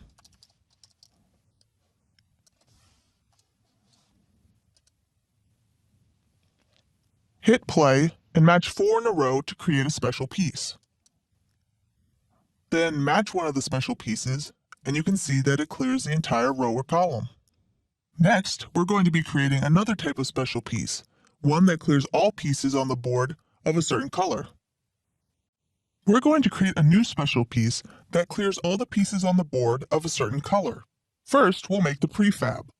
Drag the normal piece prefab into the hierarchy, and select Break Prefab Instance from the GameObject menu. Rename this to Rainbow Piece Prefab. Instead of having 6 possible colors like our normal piece, this piece will only have 1 color. So change the size of the color sprites array to 1. The 1 color will be any, which can be matched with any piece. You can find the texture for the rainbow piece in the exercise files, under Textures, Sprites. Drag the file called Rainbow Fish into the sprite variable in the inspector. We'll also update the sprite on the piece object. Next, we'll create a new script that will clear all the pieces of a certain color. This is similar to what we did with the clear line piece script. Create a new script and call it clear color piece. Click on the rainbow piece object and remove the clearable piece component. Click Add Component and add the clear color piece component we just created. Open this script. This class is going to extend from the clearable piece class. We're also going to store a variable, which is the color that we should clear. Since we'll need to access this variable from other classes, we create a public property. Finally, we'll override the clear function, just like we did in the clear line piece script. We'll call the clear function on the base class, since we still want that functionality, and then we'll clear all the pieces of a certain color. That will be implemented later. Go back to the editor and assign the normal piece clear animation to the clear animation variable in the clear color piece component. Now we're all done, and we can convert this object into a prefab by dragging it into the prefabs folder. Open the grid script. Add a new rainbow piece type. Back in the editor, click on the grid object.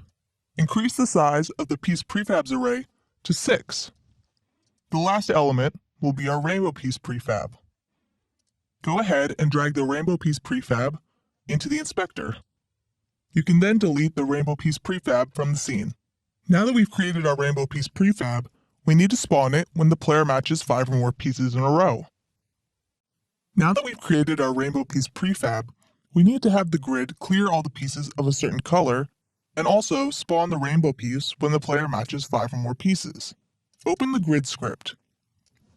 Add a new function called clearColor, which takes in the color to be cleared. This function will loop through all of the pieces in the grid. We first check if the piece is colored. If it is, we check if the color of the piece matches the color passed into the function. Or we check if the color passed in is any, If we pass in the color any, it can clear any piece. If the piece is a match, we clear it. Open the clear color piece script. We'll finish filling out the clear function. Call the clear color function we just added to the grid class. In the grid class, go to where we spawned the row and column clearing pieces and clear all valid matches. If count has at least 5 pieces in it, we'll create a rainbow piece. Rather than setting the color of the special piece to the color of the matched piece, like we do with the row clear and row column pieces, we want to set the color of the rainbow piece to any. Now that we can spawn our rainbow piece, we also need to be able to clear it. We'll do this in swap pieces. Remember that the rainbow piece can be swapped with any piece, even if it doesn't form a match. In swap pieces, when we check if the swap forms a match, we'll also check if the type of one of the pieces is rainbow. That way, even if the swap doesn't form a match, we'll still clear the pieces. Because the rainbow piece can be swapped with any piece, it won't be found as a valid match when we call clear all valid matches. That means we need to clear the rainbow piece manually after we move it. We check if piece 1 is a rainbow piece and is clearable, and if piece 2 is colored. If so, we get a reference to the clear color piece component from piece 1. We set the color of the clear color piece to the color of the matched piece. The reason we have to get the clear color piece component directly here, instead of using the reference stored in the game piece, is because the game piece stores an object of type clearable piece. That means we can only access members of the base clearable piece class through that reference. Since the color variable is only defined in the clear color piece derived class, we need a reference to that. After setting the color, we clear the rainbow piece. Now we check the same thing for piece 2. I'm going to copy and paste and switch all the references to piece 1 and piece 2. Run the game and try to match 5 pieces in a row. You can see that when we match 5 in a row, it creates this new rainbow piece. Swap the piece with any other adjacent piece to clear all the pieces of that color on the board. If you swap 2 rainbow pieces, it will clear all the pieces on the board. Now that we've created all these different piece types, we're next going to create some different level types. We can now fill our game board, clear and match pieces, and we even have special piece types. But this still isn't really a game. There's no way to win or lose. We'll fix that by creating a level class, which will keep track of the state of the game. We're going to implement 3 different level types.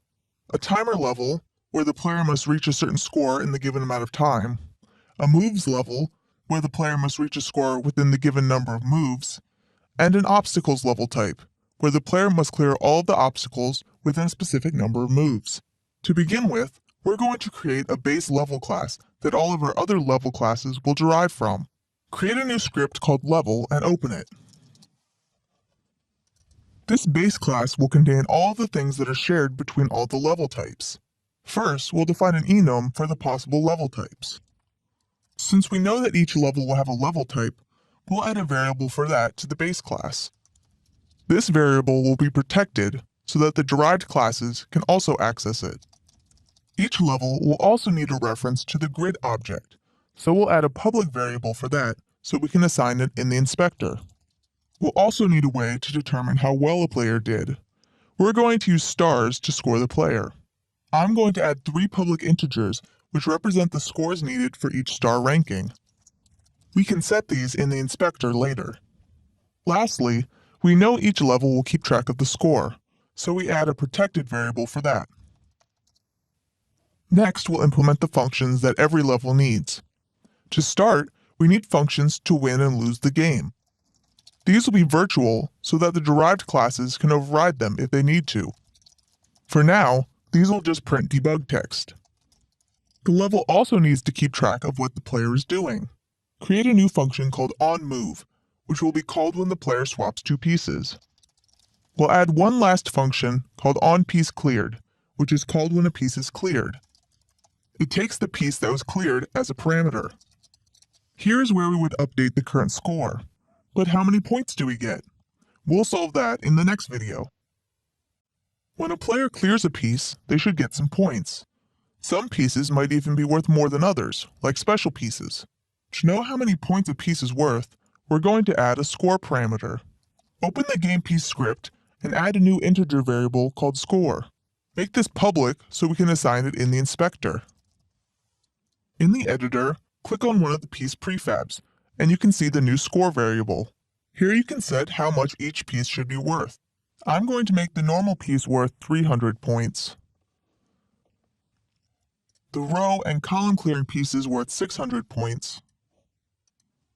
And the rainbow piece worth 1,000 points. The bubble pieces will be worth 500 points. In the level script, we'll update the score in onPieceCleared. Increment the current score by the piece's score. I'm also adding a debug log so we can see what our score is. Now we just need to call onPieceCleared when a piece is cleared. We'll do that in the next video. We created our base level class with some core functions. Now the level needs to know when the player made a move and when they cleared a piece. The grid class will call onMove to let the level know when the player moved. Open the grid script. First, the grid will need a reference to the level in order to call this function. In the editor, create an empty game object and call it level. Drag on the level script. For now, this doesn't do much. Later we'll be replacing this with components for the different level types. Click on the grid and assign the level object in the inspector. Once the player successfully swaps a piece, we just call the move function on the level. In the level script, add a debug line in onMove. If you run the game, you can see this gets printed each time we swap pieces. You can remove the debug text. Next, we need to tell the level when a piece is cleared. Open the clearable piece script, and in the clear function, call onPieceCleared. We can access the level object through the grid reference. Run the game and make some matches. You can see that as pieces are cleared, the score increments. The last thing we need to do is let the grid know when the game is over, so it stops allowing matches. First, add a boolean called GameOver to the grid class. This is whether or not the game has ended. Also add a function called GameOver to the grid class. The level will call this to let the grid know the game has ended. This just sets GameOver to true. To stop the player from making any more moves, we just need to disable the swap pieces function. We can do this by returning from the function if the game is over. Now we just call the grid's GameOver function when we win or lose the game. Now we're ready to implement our first level. Our game will have several different levels. Each level is going to be its own scene. Duplicate the main scene and rename it to Level 1. By having each scene as a separate level, we can adjust the parameters of the grid and level objects per level. Open the Level 1 scene. Right now our grid object always spawns some bubbles in these spots. We want to be able to adjust what type of pieces are spawned at the beginning of the level and where they're spawned. We're going to create a variable in the inspector where we can specify what pieces to spawn when we start the game. Open the grid script. For each piece, we need to know the type of piece and the position where it should be spawned. Create a new struct called piecePosition to store these values. Make the struct serializable so we can view it in the inspector. Then add a public array of these piecePosition structs and call it initial pieces. If you click on the grid object, in the inspector you can see our new array.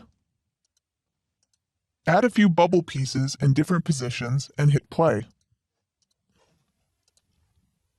The bubbles are still in the same positions as before, because we haven't yet written the code to spawn pieces from the initial pieces array. We'll do that now. In the start function of the grid, go ahead and remove where we're spawning the bubble pieces. Then, before we spawn the empty pieces, we'll loop through the array of initial pieces and spawn new pieces of that type at the given position. We check if the position of the piece is within the bounds of our grid, and if so, we spawn a new piece. Now we don't need to spawn empty pieces at the spaces we just filled. Before spawning an empty piece, check if the piece there is null. If the piece is null, it means there's not already a piece there, and so we spawn an empty piece. I'm going to change the start function to awake. Later on, for our obstacle level type, we'll need to access the pieces in the grid when we start the level. To make sure that all the pieces are created, we'll do this in awake. Hit play, and now our bubbles are spawned at the positions we specified in the inspector. Now we're ready to implement the different level types. The first type of level we're going to implement is the number of moves level type. The player will start with a certain number of moves and a target score they must reach. If they reach the target score within the given number of moves, they win. If not, they lose. Create a new script called level moves and open it. This will derive from our base level class. The only additional parameters the move type level needs over the base level is the number of moves the player gets, the target score, and how many moves the player has already used. The number of moves and the target score will be public, so we can set them in the inspector. In Start, we set the level type to the moves level type. We'll also print the number of moves and the target score. Later, we'll be implementing a UI to display this. In the Level 1 scene, click on the level object and remove the level component. Replace it with the level move script. Assign the variable for our grid object in the inspector. Click on the grid and change the size to 6 by 7. Drag in a reference to our level object, and then clear the initial pieces array. This level is not going to have any bubble obstacles. Now we'll implement the logic for the level. We just need to override the onMove function. When the player makes a move, we increment moves used. Then, if the number of moves minus the moves used is 0, it means the game is over. Depending on if the current score is high enough, we either call game win or game lose. We'll also add some debug text so we know how many moves we have left. The biggest challenge with designing levels is deciding what values to put for our number of moves and target score. We don't want the level to be too easy, but we also want to make sure it's not impossible. What you can do is decide how many moves you want the level to last for, and set the target score to something impossibly high, like 5 million. Then play the level several times and see how many points you are able to get in that number of moves. You can use that data to determine what the target score and 1, 2, and 3-star scores should be. A more sophisticated way is to create an AI that will play the level and create lots of data that you can use to determine the score. That's outside the scope of this course, but feel free to try implementing it on your own. I chose 14 moves and a target score of 15,000. The scores for 1, 2, and 3 stars are 15,000, 18,000, and 21,000. I've entered those values in the inspector. You can adjust them if you want the level to be easier or harder. As you play the game, you can see the number of moves left decreasing.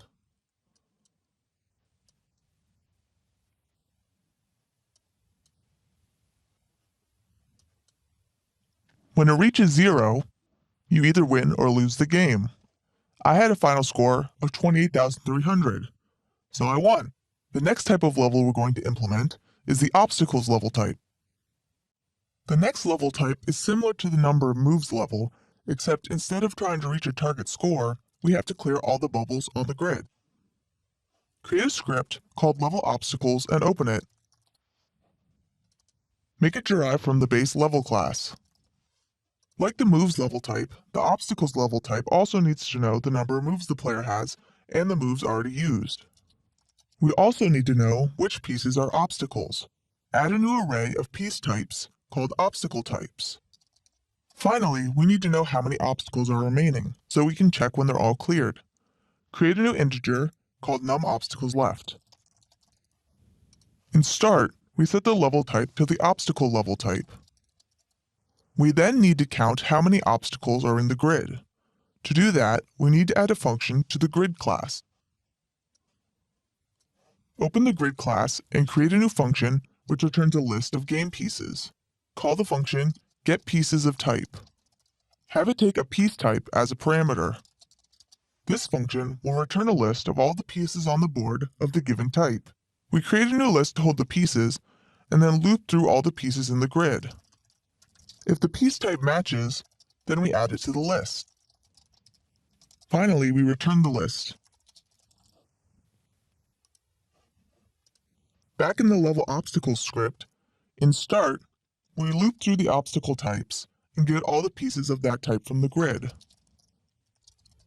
We then increment the number of obstacles left by the number of pieces in the list. Next, we'll override onMove like we did with the moves level type. Each time the player moves, we increment the number of moves used. If the player has no moves remaining, but all the obstacles haven't been cleared, then the player loses the game. I'm also going to add a debug log of the number of moves left. We need to know when an obstacle is cleared, so we can decrease the number of obstacles remaining. Override the onPieceCleared function. We'll still call the base function so that the scores will get updated. Then we loop through the obstacle types and check if this piece matches any of them. If the cleared piece is an obstacle, then we decrease the number of obstacles left. If all the obstacles have been cleared, then we won the game. For each move the player has left, we'll give them 1,000 points. Then we call game win. Let's create a new level that uses the obstacles level type. Duplicate the level 1 scene and rename it to level 2. Click on the level object and remove the level move script. Add the level obstacle script instead. Drag on the reference to the grid. And set the obstacle types array to have just one element, our bubble piece type. Next, we'll modify the grid to start with some bubbles on it. On the grid object, assign the level reference and set the size to 9 by 9. Then we'll add our obstacles. I'm going to add the bubbles in an X shape, but you can do whatever you want here.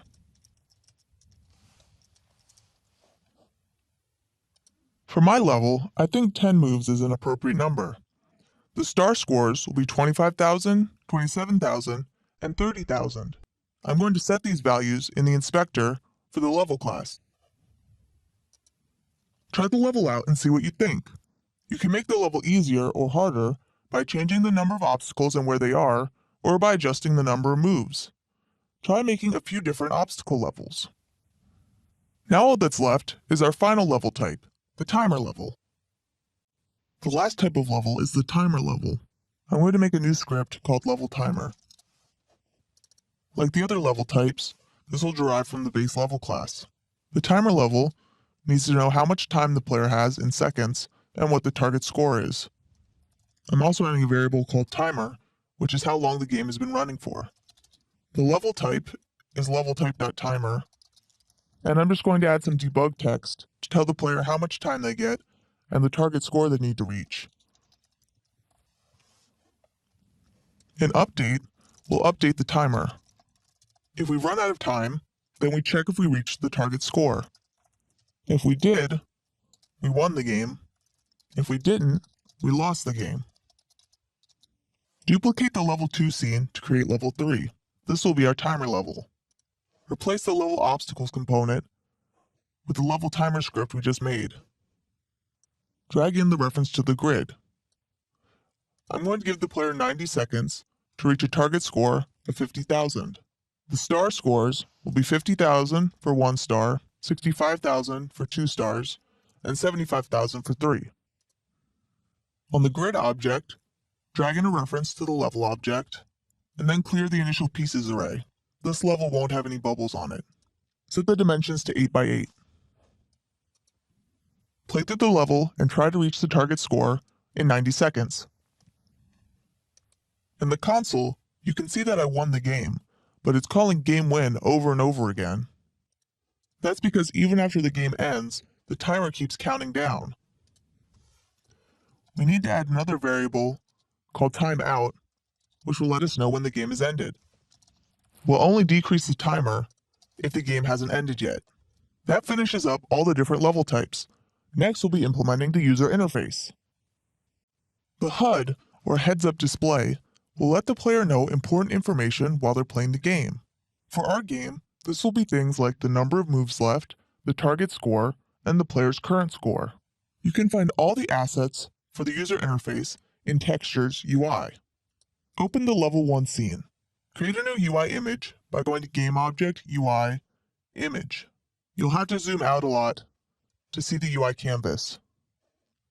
The canvas is the thing that draws our UI.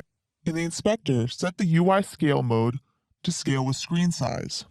This way, our UI won't get cut off even on smaller screens. Set the reference resolution to 1920 by 1080. This is the resolution I used when I generated the UI assets. Our HUD will have three elements: the remaining moves or time, depending on the level type, the player's current score and how many stars they have, and the target score or number of obstacles left, again depending on the level type. We'll start with the number of moves or time remaining. You don't have to use the exact same values for your UI as I'm using. Just move things around until you get it how you like. I'm going to create an empty child under the canvas. Make sure it's under the canvas object and rename it to remaining moves/time. Make the image a child of this game object and rename it to remaining BG. This will be the background for this element. In the inspector, change the sprite on the image to our small rectangle. In the bottom here, you can see the native resolution of the texture. Start by setting the width and height of the transform to this size. You can always scale this down later, but we want to make sure that the proportions are correct. Anchor this to the top left. This means our position will be relative to the top left corner of the screen. Move the image around and resize it until you get it how you like. Next, we're going to create a text object. Make it a child of the remaining move/time object. Rename this to remaining_text. This is where we'll put how many moves you have left or how much time is left. Now the default font is Arial. We're going to import a different font from the standard assets. Go to Assets, Import Package, Utility. Click the None button, and then scroll down until you find the Open Sans folder. Check the box next to it and click Import. This will import the Open Sans font into your project. Now we can change the font on our text object to Open Sans Bold. Again, change the anchor to the top left and move the text object over the background. You can see that the font is really small, so increase the font size until you get it how you like it. I'm going to center the font and align it on our background. I'm also going to change the color. Duplicate this text object and rename it to remaining subtext. This is where we'll let the player know what this number actually means. For example, something like remaining moves. Make this text much smaller and put it below the number. I'm going to make the text box a little bit smaller so that it wraps, and I'm going to decrease the line spacing. You can see that the text on top got kind of weird. This just happens sometimes in Unity, so just go over and retype the text and it'll fix it. You can preview how the UI will look by going to the Game tab. Now I'm going to duplicate the remaining moves object and reuse it for our target object. Rename the object to target. Also rename all these sub-objects. Then go ahead and select them all and drag them down so they show up below the remaining object. I'm going to update the subtext to something like target score.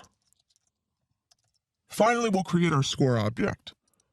Create a new empty child game object, make it a child of the canvas, and rename it to score. Then create a new UI image. Make that a child of score and anchor it to the top left. Now for the sprite, we're going to use our small square. Again, set the width and height to the image size. Then move it over below our target object and resize it. Rename this to score.bg. Create another image, make it a child of score, and name it star0. This will display how many stars the player has. Change the anchor to the top left and the sprite to stars_0, setting the width and height to the image size. Go ahead and position this over the background.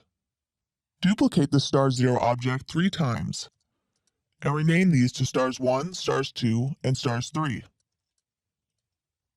For stars1, set the sprite to stars_1.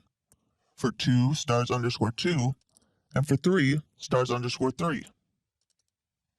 We'll hide or display these images depending on the player's score. Finally, create a new text object. Make it a child of the score object and rename it score_text.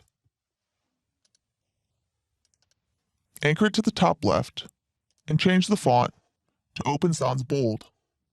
Position it over the background and adjust the font size.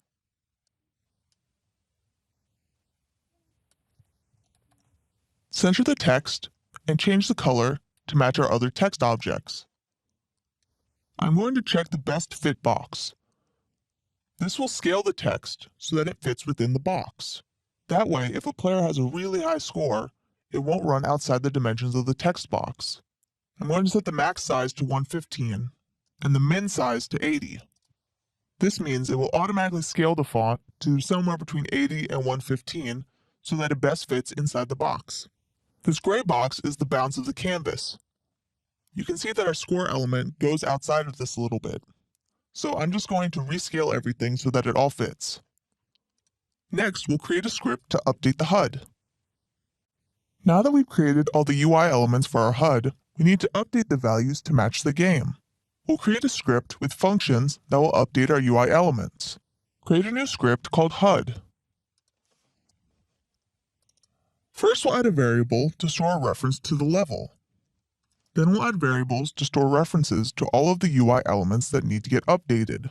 These will be the remaining text, the remaining subtext, the target text, the target subtext, the score text, and our star images. The text objects are of type unityengine.ui.text, and the image objects are of type unityengine.ui.image. We'll also add 2 private variables. One is the index of the star image that's currently being displayed. We'll call this star_idx. The other variable is whether or not the game has ended. We'll need this later to display game over screen. In the editor, rename the canvas object to game UI canvas. Add the HUD script and hook up all of the references in the inspector. When you're done, your HUD component should look like this. Since we'll be using this UI for each level, we'll create a prefab out of it that we can add to all the levels. Drag the Game UI Canvas object into the prefabs folder. Save the scene and then open the scene for level 2. In each of the level scenes, drag in the Game UI Canvas prefab. Also add a UI event system by going to Game UI Event System. The only thing you'll need to update on the HUD for each level is the level reference. Repeat these same steps for each of your level scenes. Now that we've added the HUD to each level scene and we've got our HUD script set up, we're going to add some functions to update the UI elements. Now we're going to add some functions to our HUD script to update the UI elements. Open the HUD script. First, we'll fill out the start function. At the start of the game, all we need to do is disable the star images. We loop through all the star images and check if the index is equal to the current star index. This starts at 0, so when the game starts, only the 0 star image will be visible. Next, we'll create a function to set the player's score. We'll call it setScore, and it will take an integer. We set the score text to the score passed in, converted to a string. We have to convert it from an integer to a string because the text parameter expects a string. Next, we have to calculate which star image should be visible.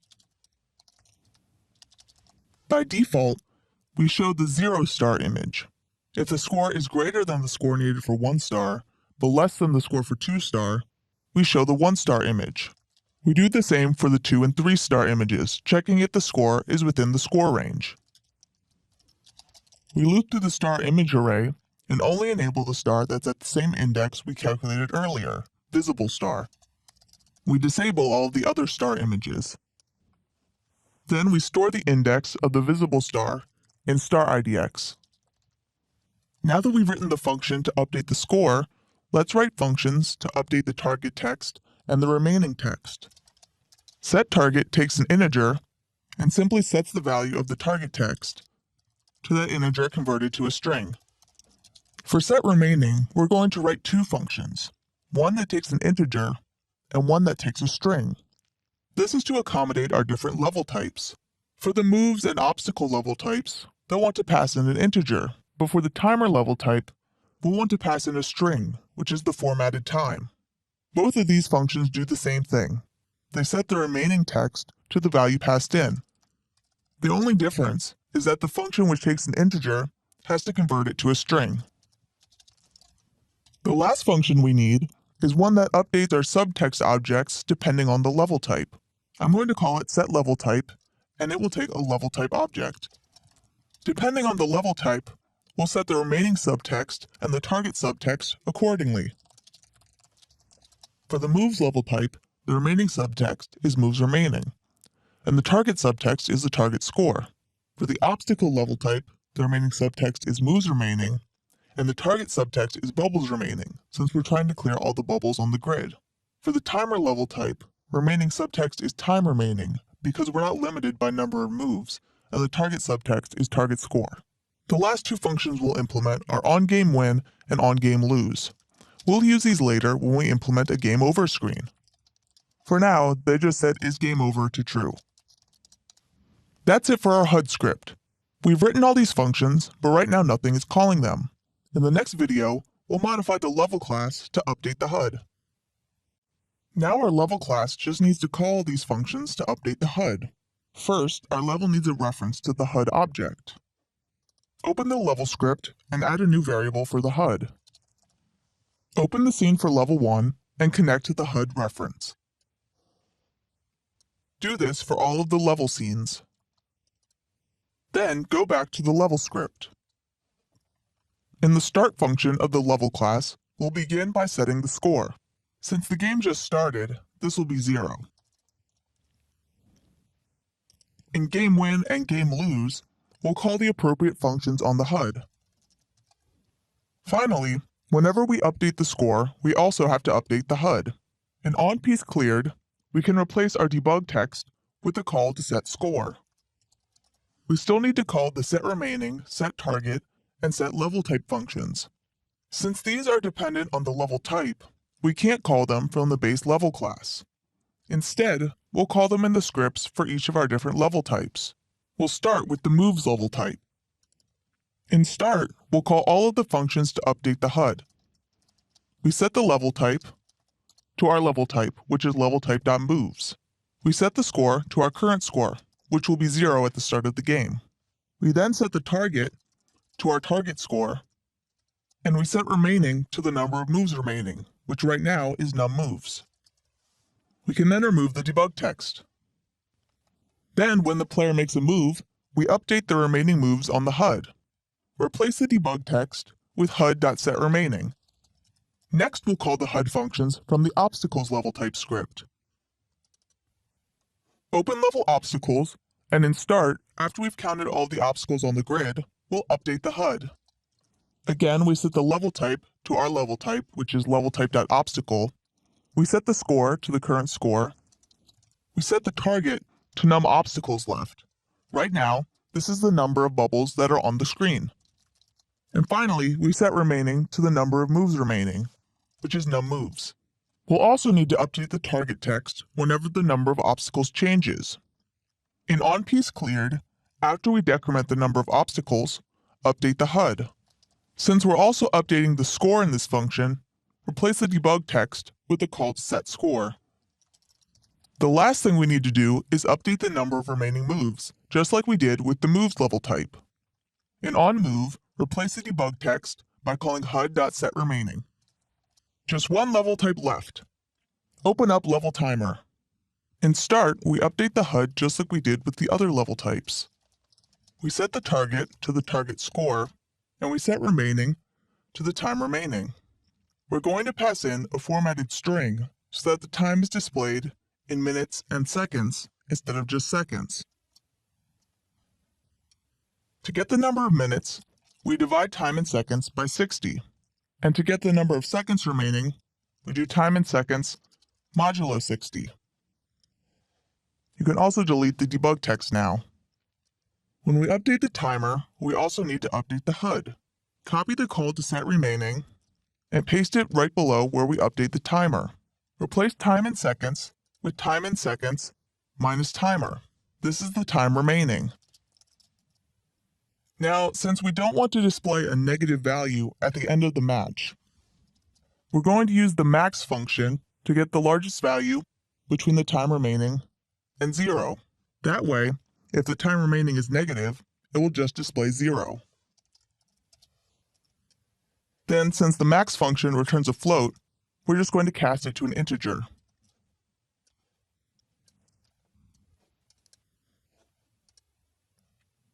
Run the game. You can see that some of our text isn't showing up.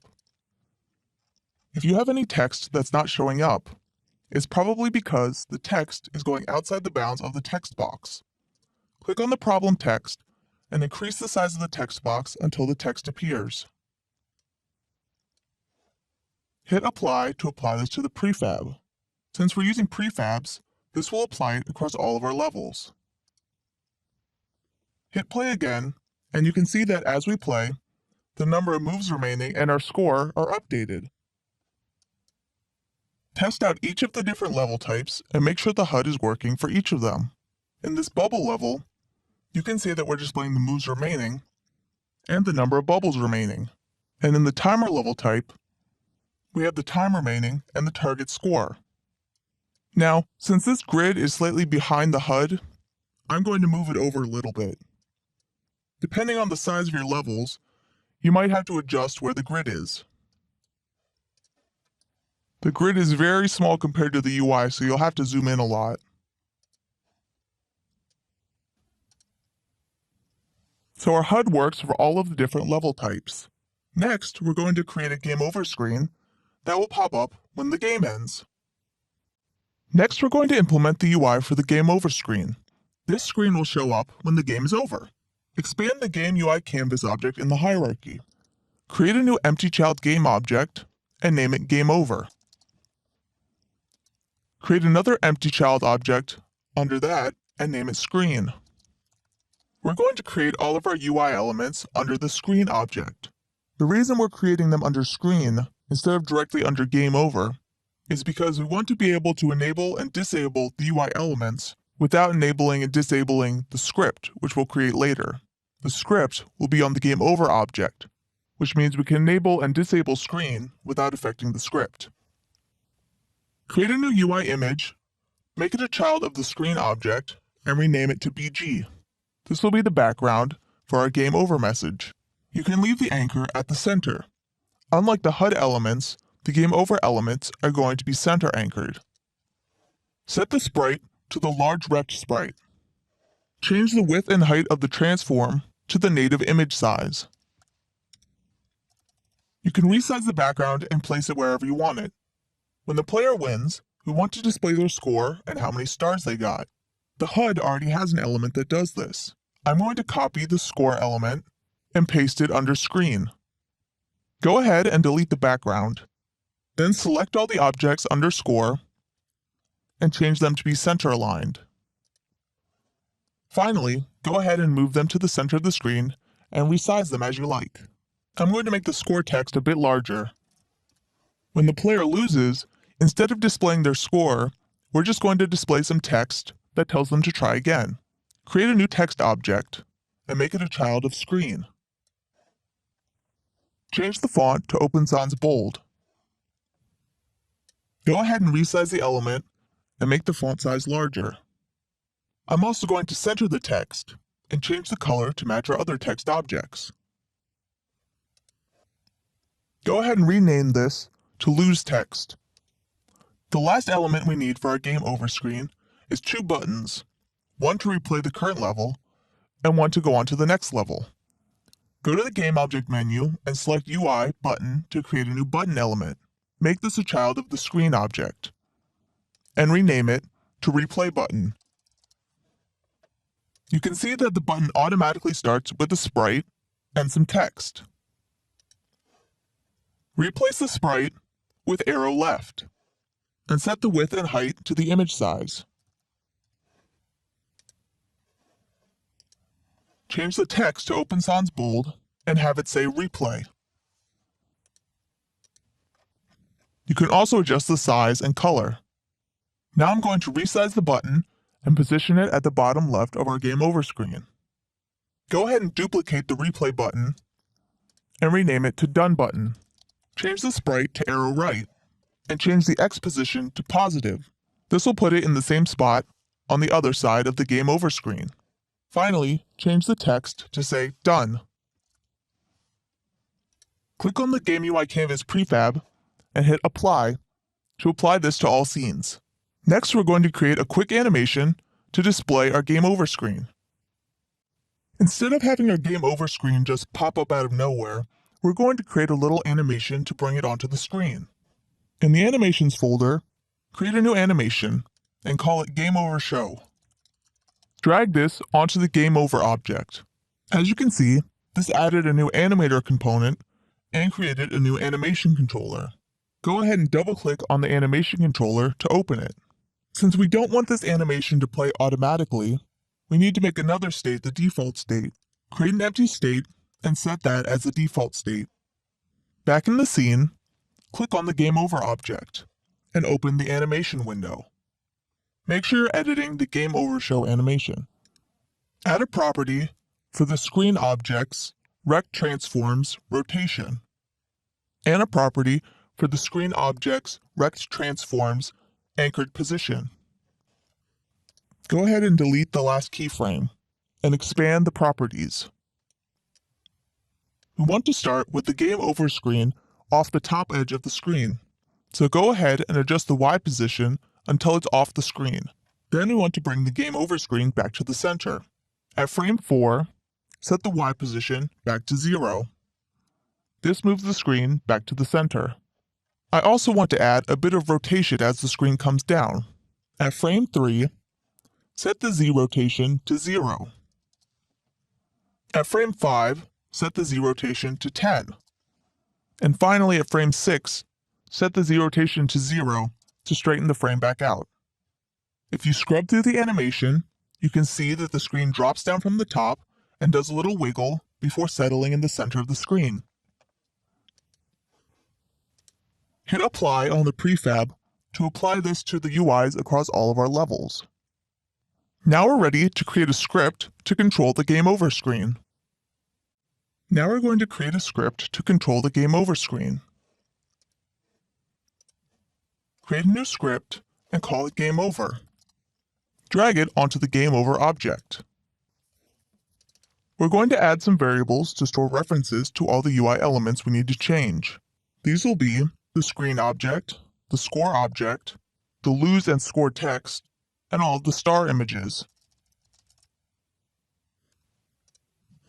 Connect all of these objects in the inspector. When you're done, it should look like this. Back in the Game Over script, we don't want the screen to be visible when we're playing the game, so in Start, we'll deactivate the Screen object. We'll also hide all of the star images. We'll re-enable them later.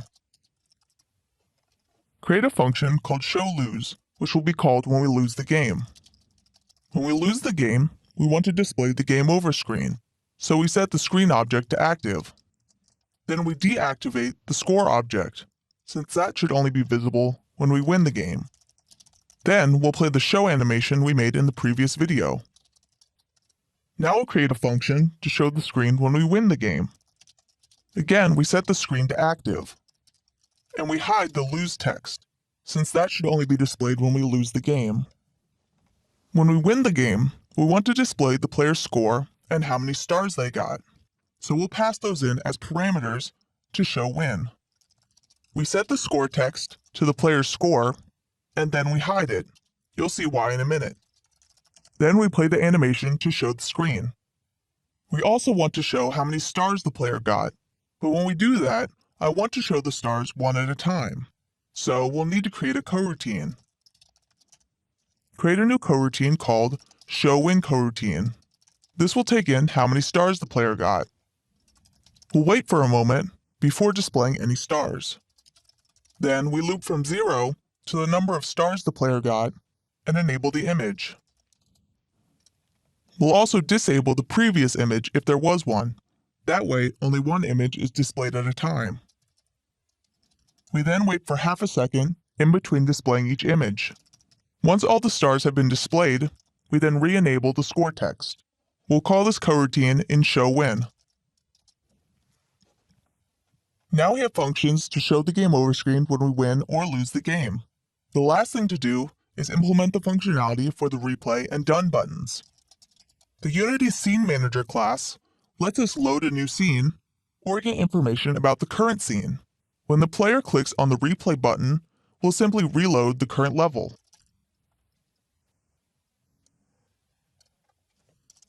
We'll create a function stub for the done button functionality, but we'll implement it later. Now we have to hook up the buttons to call those functions.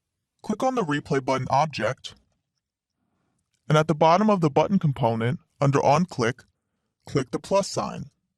Where it says None, drag in the Game Over object, and from the drop-down, select Game Over on replay clicked. When this button is clicked, it will call that function. Do the same thing for the Done button. Have this one call on Done clicked. Hit Apply to apply these changes across all of our levels. Now, we just need to have the level call these functions when the game is over to show the Game Over screen. Now that we've created our functions to show the Game Over screen when we win or lose the game, we need to call these functions from the HUD. Open up the HUD script. The HUD already knows when we win or lose a game because the level is calling the onGame win and onGame lose functions. This is where we'll show the Game Over screen. Add a variable to store a reference to the Game Over screen. In the inspector, assign the reference to the Game Over screen. Click Apply to apply it to the prefab. In onGameWin, we'll call GameOver.showWin, and we'll pass in the score and star IDX, which is the number of stars the player got. In onGameLose, we'll call GameOver.showLose.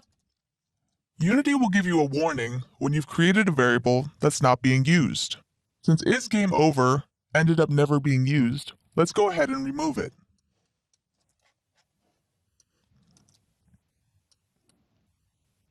Hit play and finish a game.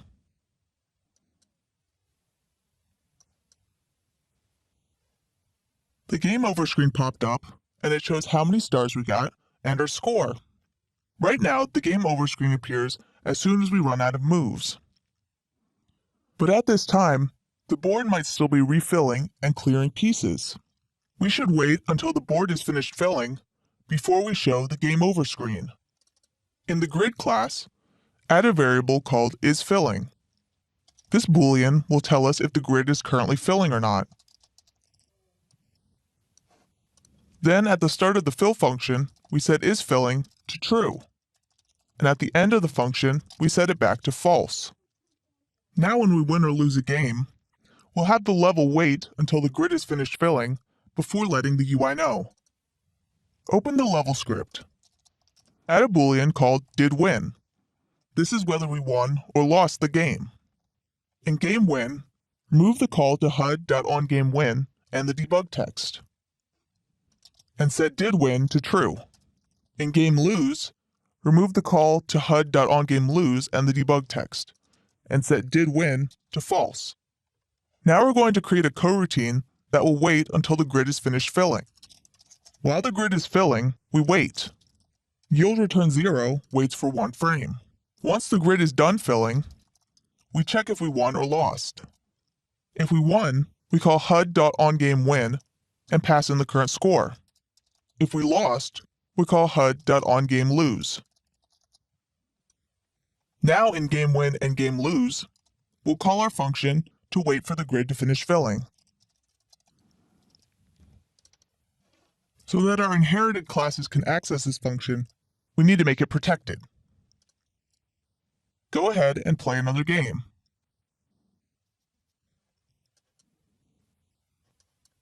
Now when the game ends, we wait until the board has finished filling before showing the Game Over screen. All of our game UI is now done. Next, we'll be creating a level select screen so that players can switch between different levels. The last thing we need to do is create a level select screen so that players can switch between different levels. Create a new scene.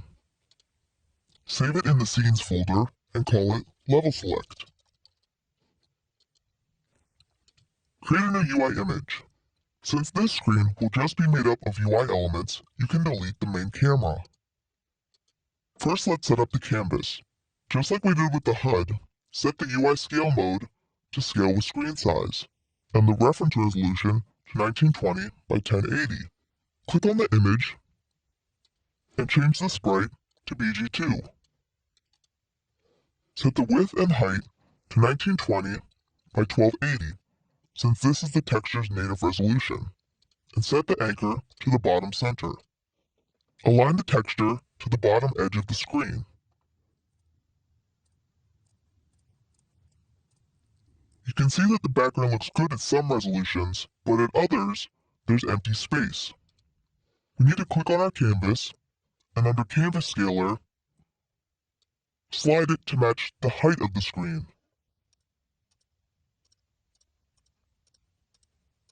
Now our background completely fills each resolution. Rename the image to BG. Create a new button. This will be the button to select our level. Change the sprite to Stone Square. Set the width and height to 193 by 185. Create a new image and make it a child of the button. For the sprite, select 1 and set the width and height to 32 by 51. Center it by setting the X and Y position to 0. Then go ahead and delete the text object. This number represents what level this button will load. We're going to add another image and make it a child of the button. Change the sprite to Star Small and set the size to 45 by 40. This represents how many stars the player earned on the level. Drag it over top of the background. Duplicate this image twice and align the stars so they're next to each other. Select them all and center them on the button. Go ahead and adjust the number and the stars until you get them where you like them. Then go ahead and rename the objects to something more meaningful, like number, star 1, star 2, and star 3. Since we have 3 levels, we'll create 3 buttons. Go ahead and duplicate the button twice and place them next to each other. Change the number sprite on each one to correspond to the number of the level. Our level select UI is ready. Now we just need to load the appropriate level when we click on a button. Now we'll add the functionality to load a level when we click on the button. Create a new script called Level Select. Drag it onto the canvas object and rename that to Level Select Canvas. Open the Level Select script. We'll add a function that gets called when a button is pressed. Call it onButtonPress, and it will take the name of the level to load as a parameter. Now we just use the Scene Manager to load that level. Go back to the editor. Click on a button, and under OnClick, click the plus and drag in the Level Select canvas. From the drop-down, select the Level Select onButtonPress function. For the string, type in the name of the level you want to load. Since this is the button for level 1, I'll type level 1. Do the same for the other two buttons. Hit play and click on a button. You see we get an error that the scene could not be loaded. That's because we haven't added our level scenes to the build settings. Go to File, Build Settings. Drag in the level scenes and the level select scene. Close the build settings and run again. You see that when we clicked on the button, it loaded the level. Now we just need to get back to the level select screen after we finish the level. Open the Game Over script. Remember we added a function stub for when the Done button is clicked. Here, we'll load the level select scene. Hit play and load a level. We want to display the highest number of stars the player has earned on a level in the level select screen. First, we need to store the player's highest score. Open the HUD script. Since we only want to store the score if the player won, we'll store an on-game win. Star IDX is the number of stars the player got. We'll be storing the score in player prefs. First, we check if the currently stored score is less than the new score. For the key, we'll be using the name of the currently loaded scene. I'm going to set the default value to 0. That means if the player hasn't completed a level yet and there's no score stored, this will return 0. If the new score is greater than the stored score, then we store the new score. Now that we're storing the highest score, we can access it in the level select script. Go ahead and open that up. We'll need references to all of the button objects so that we can show or hide the stars depending on the player's score. We also need to know what player pref key is associated with each button. Create a new struct to hold those values. Mark this as serializable so we can view it in the inspector. And then create an array of these structs. In the editor, click on the level select canvas. Assign each of the buttons to the array. And set the player pref key to the appropriate value. Remember, this is the name of the scene for each level. Now in Start, we'll loop through the array of buttons and get the highest score for each one. We'll then show or hide the stars accordingly. We get the score for each level, passing in the player pref key we specified in the inspector. We then loop from 1 to 3 and get each of the stars. We do this by using transform.find, star, and the current index. This will search for a child of the button with that name. If the index of the star is less than or equal to the stored score, it means that the player has achieved this star ranking, and so we enable the star. If this star index is greater than the player's score, it means they haven't yet achieved this star ranking, and so we hide the star.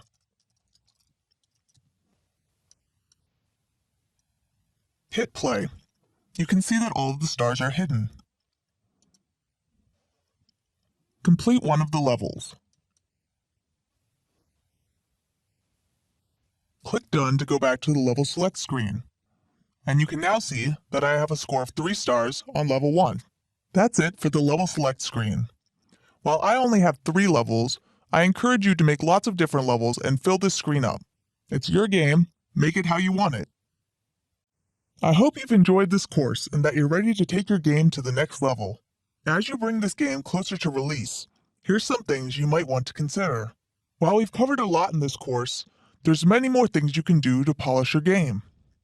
For example, right now we don't reshuffle the board when there's no possible matches. You'll probably want to shuffle the board so that the player doesn't get deadlocked. You might also want to make it so that the initial board doesn't have any matches on it, so that pieces don't get cleared right as the game starts. There are many more features you can add to your Match 3 game. Most Match 3 games have many more piece types than what we've implemented here. You might want to implement a special piece that clears all pieces in a box around it, or make it so that when you swap 2 special pieces, they combine for an even bigger effect. If you're interested in taking this game to mobile platforms, then check out my course, Creating Mobile Games with Unity, which shows you how to prepare a Unity project for release on mobile. If you're interested in doing more 2D work with Unity, there are several courses specifically tailored to that. You might want to check out Unity 5 2D Optimizing Graphics, Unity 5 2D Generate Procedural Terrain, or Advanced Unity 2D Sprite Palette Swapping. If you want to learn more about scripting in Unity, try my other course, Scripting Unity in C# or Advanced Unity 3D Game Programming.